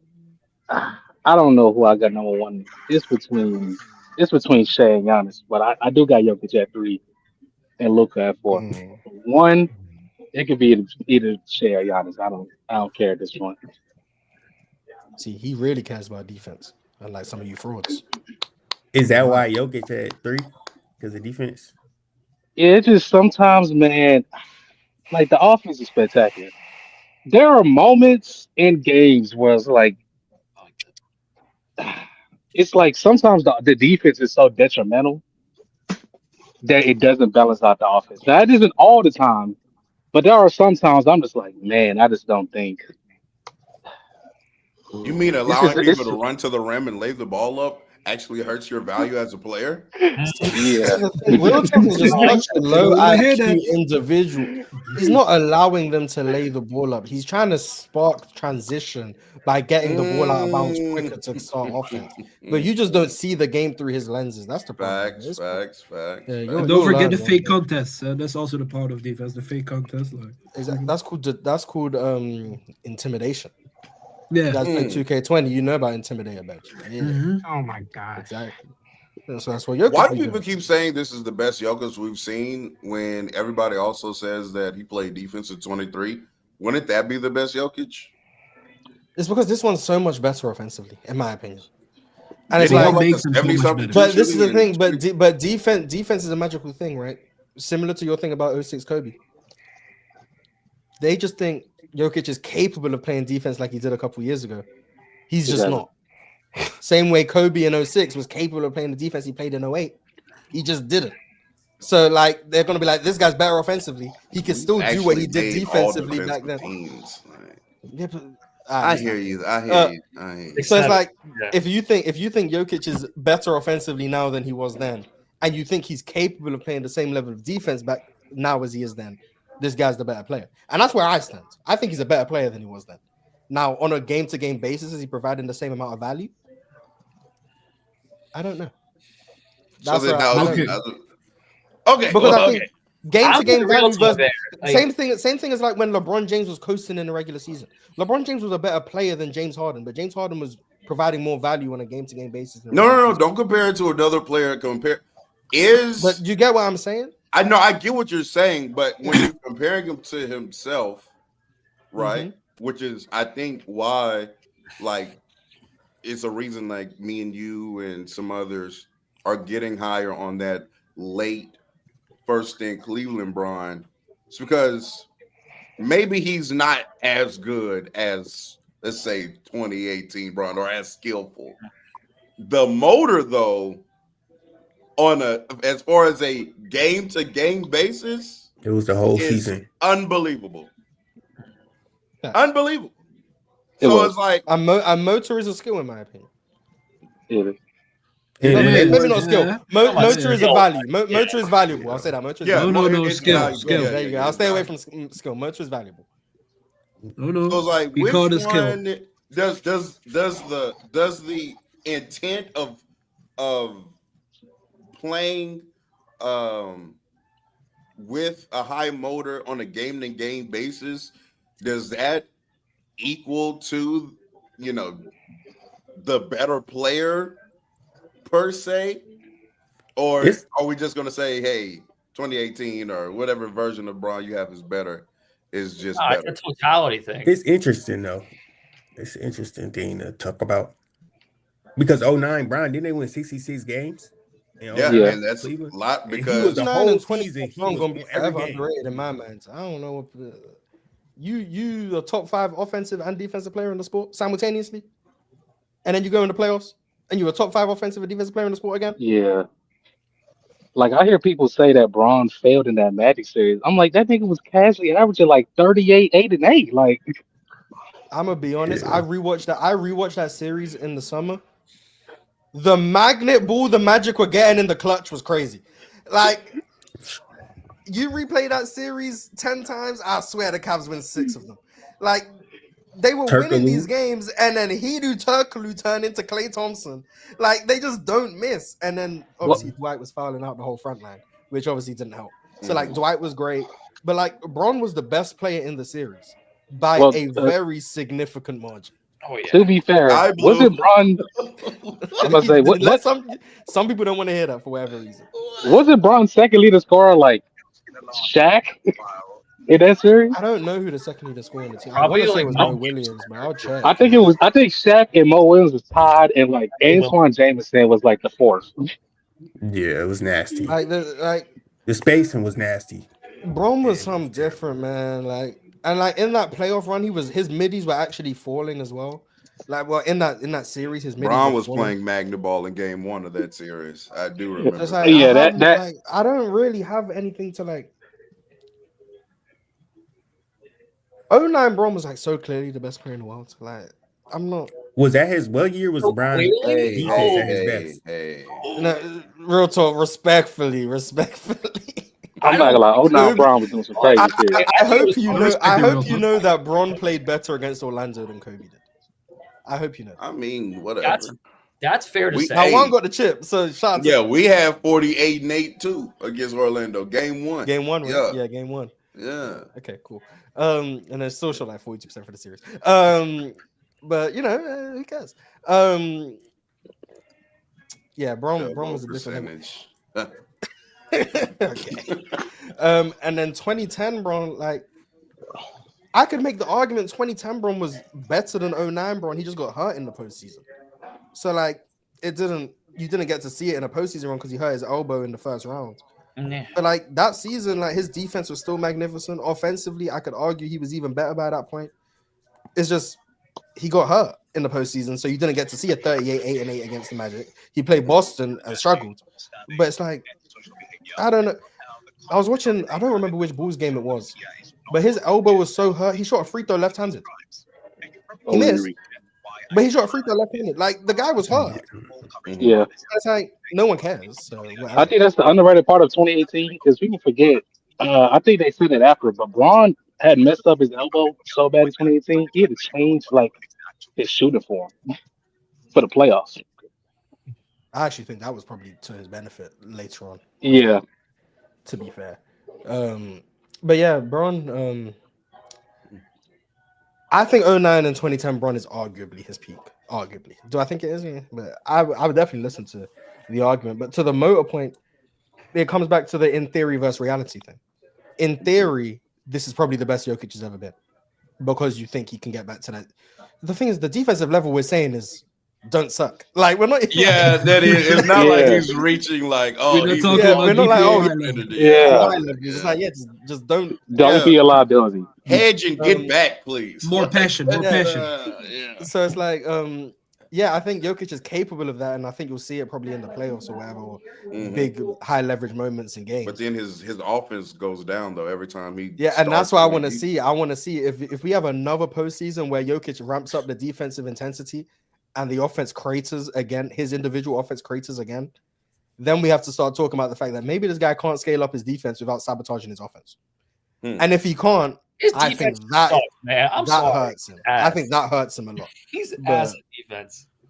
I mean, he does try more in the playoffs. I mean, I'd see that and can admit that. Like he does try more in the playoffs, and he has some. He must.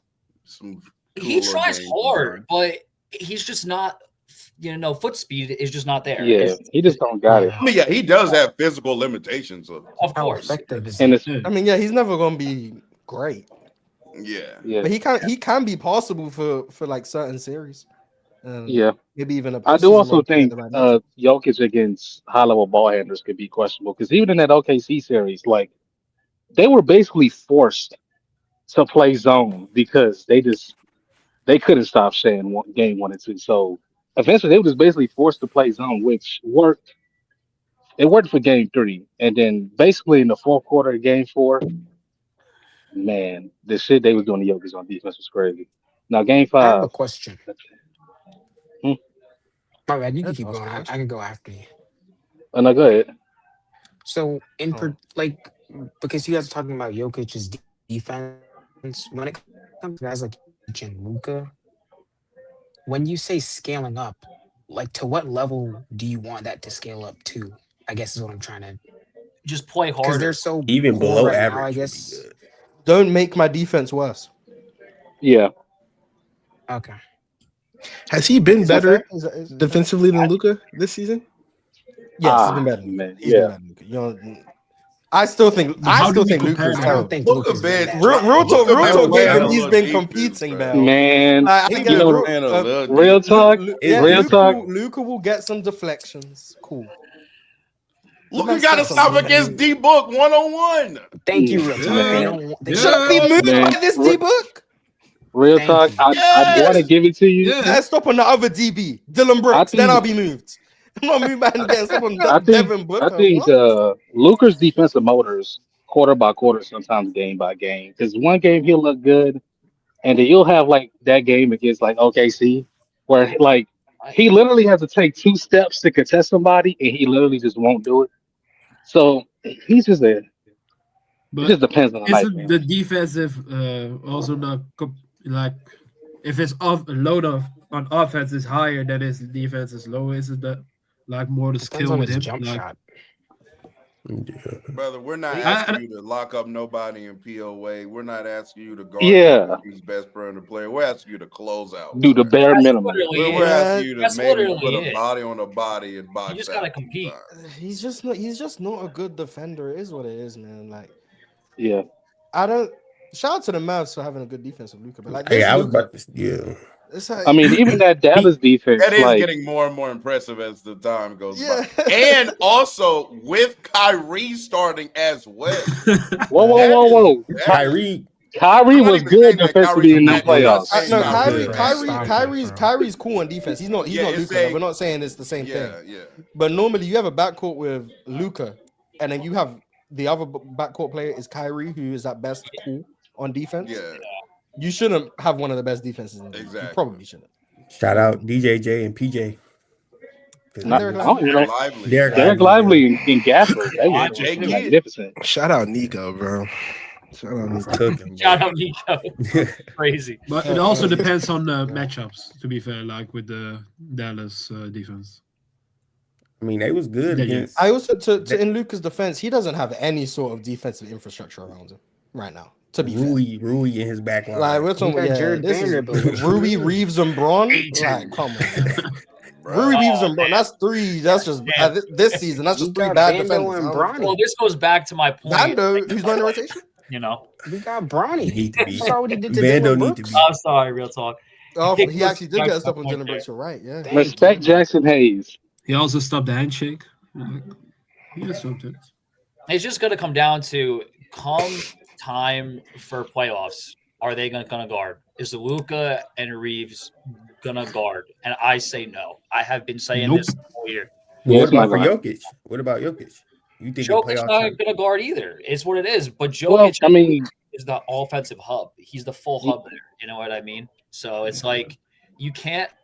I don't want to sound racist, but you can't have two white backcourt players and win. You just can't. You can say it. You can say it. all right, that is kind of crazy. You know what I'm also like questioning I'm just now? being honest about it. Like in 2026 basketball is something I've been thinking about. It's like we used to have this like consensus thought that well, it's easier to hide a perimeter player on defense because yada yada yada than a rim protector. But I don't know if that's like still the case. I don't know. The Nuggets do a damn good job of keeping Jokic out of stuff they don't want him in. They do a damn good job of that. And it was very hard for Dallas to figure that out against Boston in that final series. It was very hard trying to figure out how to keep Luka out of out of action. Yeah. It was very hard for us to figure that out last year against can Minnesota. do that with one person, but not two. McDaniels. Well, I mean, to be fair, I think in the Celtics series, they were running a lot of 5-out, and it's just kind of hard to hide Luka against that. And the Timberwolves stuff, I mean, Luka just got put in a lot of bad situations. There was also a lot of situations he just wasn't giving any effort. Like there was just times I'd watch him let Nas Reed just run in transition, like not only try to get a body on him, and he just gets like an open three, hits it. I mean, against Boston, though, they didn't even try. Jason Kidd didn't even try anything. It was just the same thing over and over. Luka coming up. They didn't try to pre-switch. They didn't try anything. It was literally That's just also me because a lot of that Dallas defense was, especially for Luka, was to just force people to the paint. Yeah, and just hold the rim protector stop them, and you can't really do that against Boston. There's too much space in to do that. Luka also just wouldn't make a second rotation, so it's like, yeah, we're going to funnel, but Luka, you're meant to actually like switch out so close the shoot, and it's like, oh yeah, I'm a funnel, and then stay here. Like, okay, so you're not even. Yeah, like the Warriors always do a good job of hiding Steph, but like Steph competes. Steph also tries. You know what I mean? Yeah, Steph also does his part to remain hidden. Right. Yeah. Like Steph will put in the effort to stay out of these matchups. Yep. Luka will then get put in the matchup and then get fried, and then do nothing about it. It's like hand swipes. So true. But real talk on the Jokic hiding stuff. That's why I hope the Spurs trade for Giannis and we get the Nuggets. He can't hide. He can't hide anymore. Like if he plays against two good front court players, then we're gonna have some talks. Like, but he's still great. But you get me? We have to push the Giannis. I would have loved to see the Nuggets play that Indiana team. I think we would. Oh boy! Swiper tried to talk with the Nemhart stuff all the time, like the Nemhart. Hey, real talk. You know what you saw the first half of that Clippers game 1 versus the Nuggets? That's what that Pistons series looked like. Can you imagine Jokic trying to go? But also, to be fair to Brook Jokic, Lopez looked in that series. Yeah. Now, to be fair to Jokic, Miles Turner on Jokic is Oh, yeah, he's going to average 40, 15, he's and going 12. to go crazy. Yeah, he's going to average 40, 15, and 12, but we don't care. Because the Pacers going to score 129 every game. So Exactly. You can score all you want, but you also got to get stopped too. You got to get stopped. I think Indiana's, by the way, just quick side note. Indiana's the hardest team to guard in the league. Yeah, last year. Last year. Who was last year killing it. Just an absolute superstar. Yeah. Like Neesmith, all like everybody could score. Everyone can score. Okay. You know, Mars, I got a question. No, but like against the Bucks. Okay, we'll talk about the Bucks series. I low-key want to have a Shai defensive conversation because I just feel like, why does Shai's defense get it? Just, at this point, anytime you talk about Shai having a positive defensive impact, it's just his team's defense. But I'm like, Shai's been a positive defender way before OKC defense was good, and even then, what Shai like?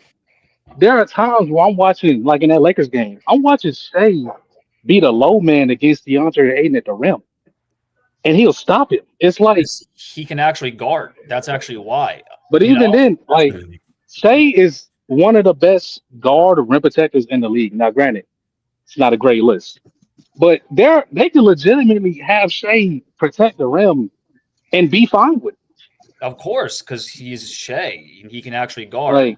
But I feel like he doesn't get credit for those things because it's like, oh, his defense, his team's defense. But I'm like, Shai's provided these things even back to when they were in the play-in and the defense wasn't that good. I'm not gonna lie, for me personally. Oh, he gonna say this defense fake. Okay. Yeah, no. I'm just saying, like these. Oh my God, he's 6'4" and he can block a shot or two. It's like, I get it, but we all know, to me, guards get graded as far as like their defensive ability way more as far as like on the ball defense than they. Derek White gets glazed because of rim protection. I mean, I'm about to say Derek White gets glazed. I'm on that side too, real. I don't do that. But I'm just saying you can't say typically when Derek White is like the poster boy of glazed this guard's defense, and it's because of rim protection. Well, let me say for me personally, I've just there you go. Yeah, it's like I don't like cool. Wait, real talk. Do you think Lou Dort is a better wing defensively? That's pretty much yeah. So where would he rank like on guards with the block shots or rim protector? Like, is he the best? I've seen numbers that he's like the best shot blocking point guard ever, like statistically. So John Wall's getting packed up. Yeah, I think it was him and like John Wall. I think that's what I gotta think of guards who are like that. I mean, Marcus Smart's not a guard, right? I mean, the only one he's not a point guard. The only one really is like D Wade, and I guess some of them in terms of but really D Wade. Yeah. Point guards get blocks. I mean, he's not really. Ryan Rollins gets some. I'm sorry, I don't say Ryan Rollins, but I didn't want to be disgusting. I was gonna say Ryan Rollins is Herb Jones really good on defense. Like people don't know that. I'm kind of blanking out right now. I'm saying like Herb Jones. I don't consider Shai not in college anymore. Unfortunately, he's not a point guard. Yeah. To be fair, Shai's not a point guard now. Okay. What position does he play? He's a good guard. I know he's listed at. Does he not have years listed as a shooting guard though? Yeah, when we played next to Chris Paul, yeah, for sure. Yeah, on 2K a lot. Oh, Cade's another good one, I guess. Oh yeah, Cade gets blocks. Yeah, he does. Yeah, 9 stocks the other. Yeah, Shai's a combo guard. He's not a point guard. What's a good top?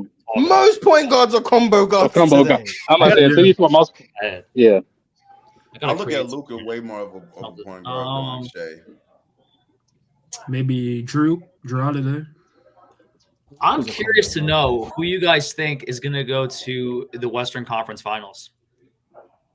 It depends on the Giannis movement. Well, I had the Spurs preseason, and now they're about to get Giannis, so I'm about to be cooking. Just want to put it out there. You think they're getting Giannis going? Really?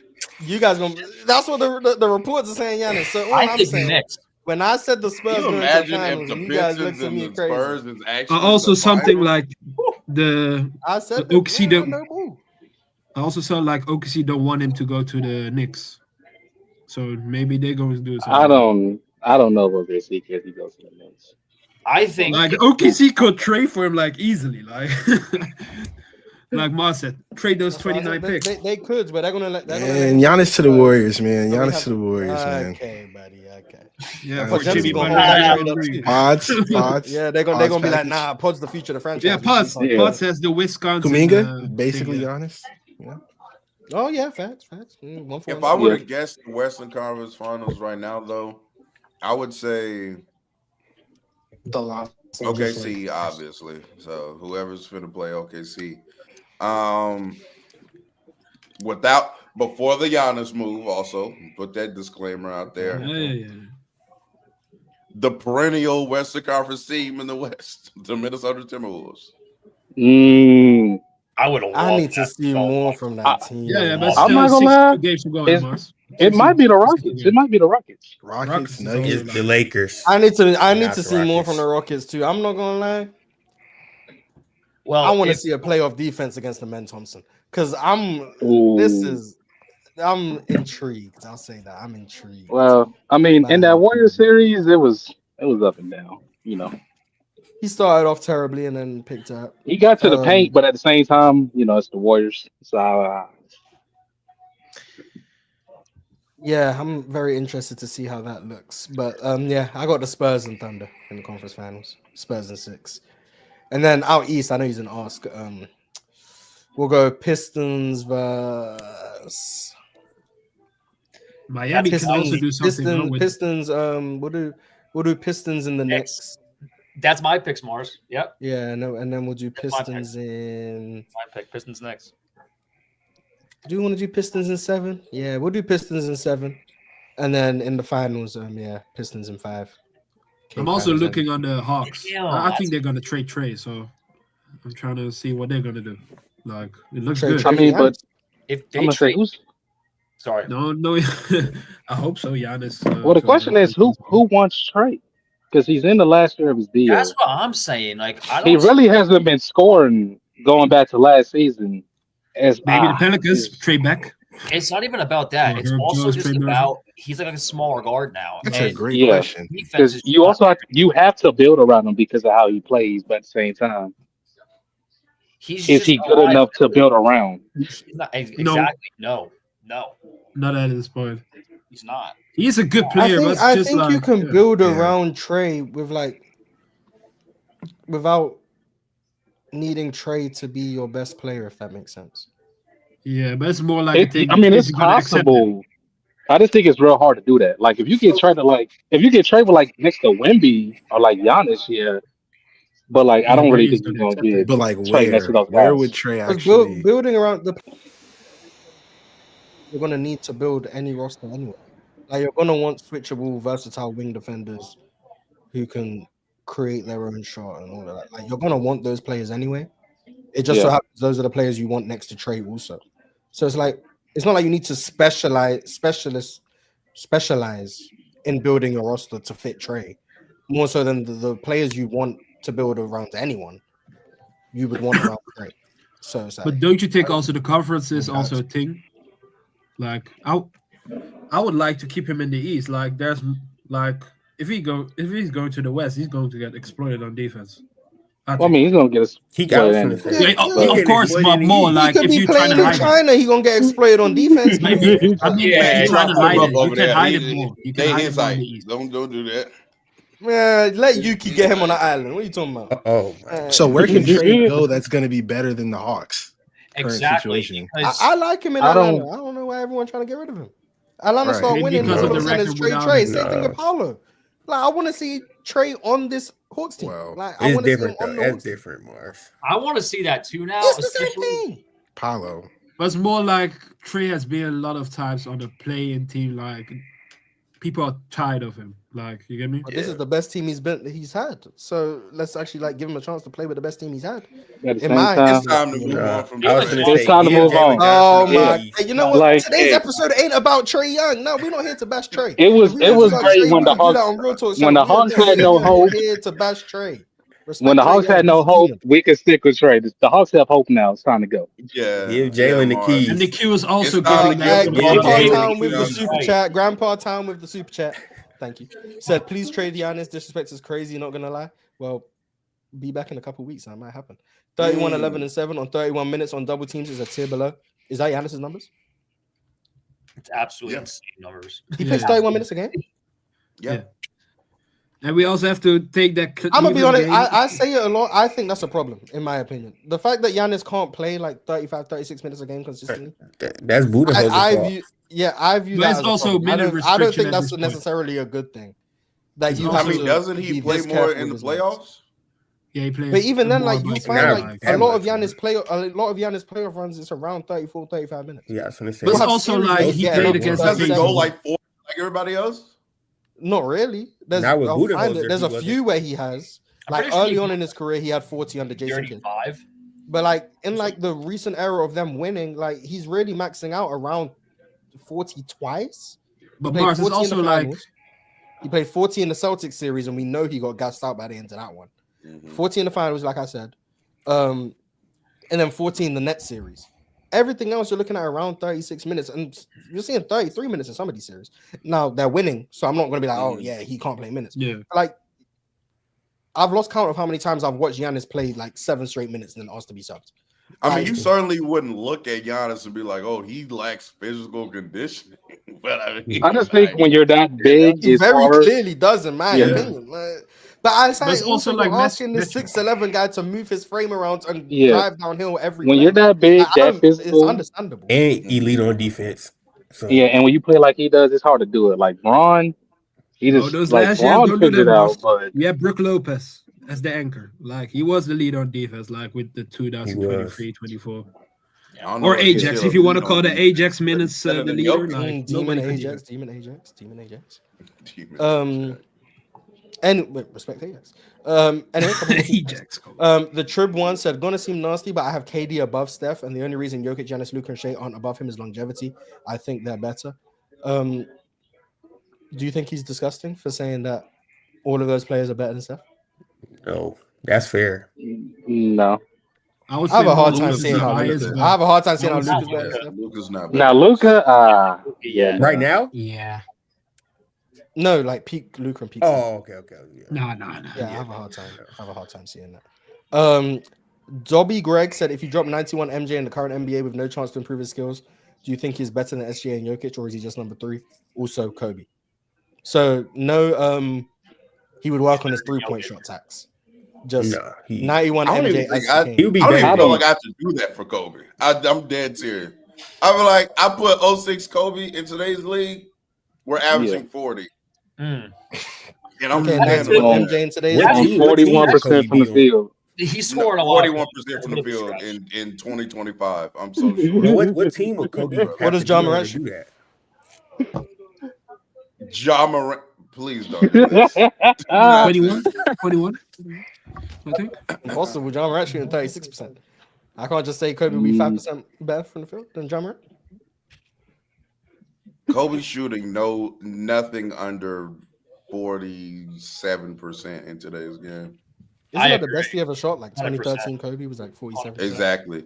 The most modern of play that he played, he was the most efficient. Nobody in their right mind would think he was the best he'd ever been in 2013. You say 36 for Morant?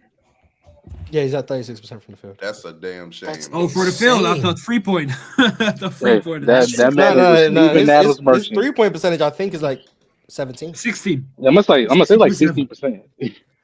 Yep, 16.7. That's honestly like sad though, because he was so good for so many years, and he just got into off-court stuff, and he just was the wrong stuff. It's just saddening, bro. I still think he's good. I think he just want to get traded. Yeah, he's still good. He's pulling a Jimmy right now. Yeah, he's not trying, but also Memphis is cooked. Jaren, this is not a John Morant trash session. Shout to Zakidi. Speaking of John Morant, super chat Jaren Jackson. Who are the top 5 passers in the league, and would Rondo, Nash, or Kidd crack the top 5? Or better yet, can you think of an era with a better passing top 5? You're not going to convince me Nash and Kidd aren't just the two best passers. Easily. Like they just are, in my opinion. Easily. The 5 best passers in the league: Jokic, Trey, Luka, LeBron, Halliburton, LeBron. You guys are new by LeBron's passing. I'm not. I mean, that is like the one thing he still does good, you know? Yeah, but do I think he's like do I really think that Bron be passing better than Cade for real? Like, do I think that Cade is Harden? Only tonight, not passes Cade be making this year. Kind of crazy. Do I think my demon Josh Giddey? Giddey is a better passer than Giddey, your demon. Giddey this year, yeah. Your demon. I don't know who that 5th best passer is, but Halliburton, Trey, Jokic, and Luka are the top 4, man. Melo's still a better passer than Giddey, by the way. LaMelo, LaMelo's a great passer too. Yeah. But yeah, Nash and Kidd are very easily top 5 in the league today, and in fact, they're top 2 in my opinion. So, you think they're better passers than Jokic? Yeah, Nash in particular. I've been very consistent on that. Jason Kidd, I've come around to in like the last year, but yeah. It's a fire podcast, bro. God damn. This is some good It's amazing. Yeah, it's amazing. Thank you. If only it wasn't about to change very soon because of things out of our control. That does bring us to the end, though. We're done? Oh, yeah.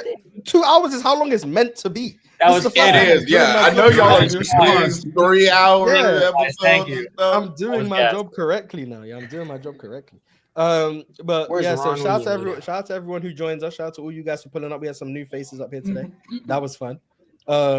Leave a comment on who you think the best player in the world is. The top 4, the same thing we did up here. Like the video if you want to like the video. Or don't like the video. Just damn, Jokic Glazer didn't say nothing. Oh, well, that's unfortunate. He's gone now. Yeah, like the video if you haven't. We will see you when we see you. Road Talk, is there anything you want to say to the people before we get up out of here? Yeah, man. Appreciate the support. like Mars said, we'll see how long the train stays on the tracks, man. We shall see how long the train stays on the tracks, but we are definitely making our best attempt to make sure that y'all are still getting the content that you all want. That's the reason why I thought of doing the show in the first place. So appreciate the support. Make sure y'all like the stream, sub to the channel, and all that good stuff. There you go. We should be back on Saturday on your channel, right, Real Talk? Correct. We should be back on my channel and my playback. So we'll be streaming it on my playback. So make sure you're there if you want to come up, because I don't do it through StreamYard. I do it through playback. So, but you can still be in the YouTube chat if you just want to watch the show and whatnot. But if you want to come up, go to my playback room, and we'll be over there at 12 Central, 1 Eastern. So pull there up. You go. I'm also trying to make this one. I don't know. Have you contacted those people? I did. I told you we might not be that close. I have not received a response. Oh, brother. I'm trying to make this like an event. Well, okay, if you come back with them, tell them this is an event we're doing. For playback will be the main stage. They'll feature us. They'll have us in the headshots, etc., etc. Everybody will be there. If you're making an event, then people want to show up because people have egos and stuff and platforms. So, yeah, that'll probably be a selling point, because I could definitely make that happen on playback. Yeah, look at you. Barely get tagged by them on Twitter, but that's neither here nor there. Shout Barely. Yeah, barely. I see you have to complain about it to receive a tag from playback, but it's cool. Yeah. No, they tag me a lot. It's just damn. They had my room in the video 5 times and didn't say nothing. I'm like, well, damn. I wouldn't tag you either. Yeah, I wouldn't tag you either. You're lucky I put your link in the description. But anyway, Real Talk's link to his playback and his YouTube will be in the description. He seems to upload every day on YouTube, so if you want consistent content creation, go check him out. Yeah, go check him out. But if you want good content creation, probably don't subscribe over there. Subscribe over here, though. Good content twice a week for the most part. But yeah, we will see you next. Well, I'll see you on Saturday on Real Talk's playback, Sunday Hoop Talk podcast, and then Friday on the panel. But anyway, Merry Christmas, goodbye, Zap, all of that.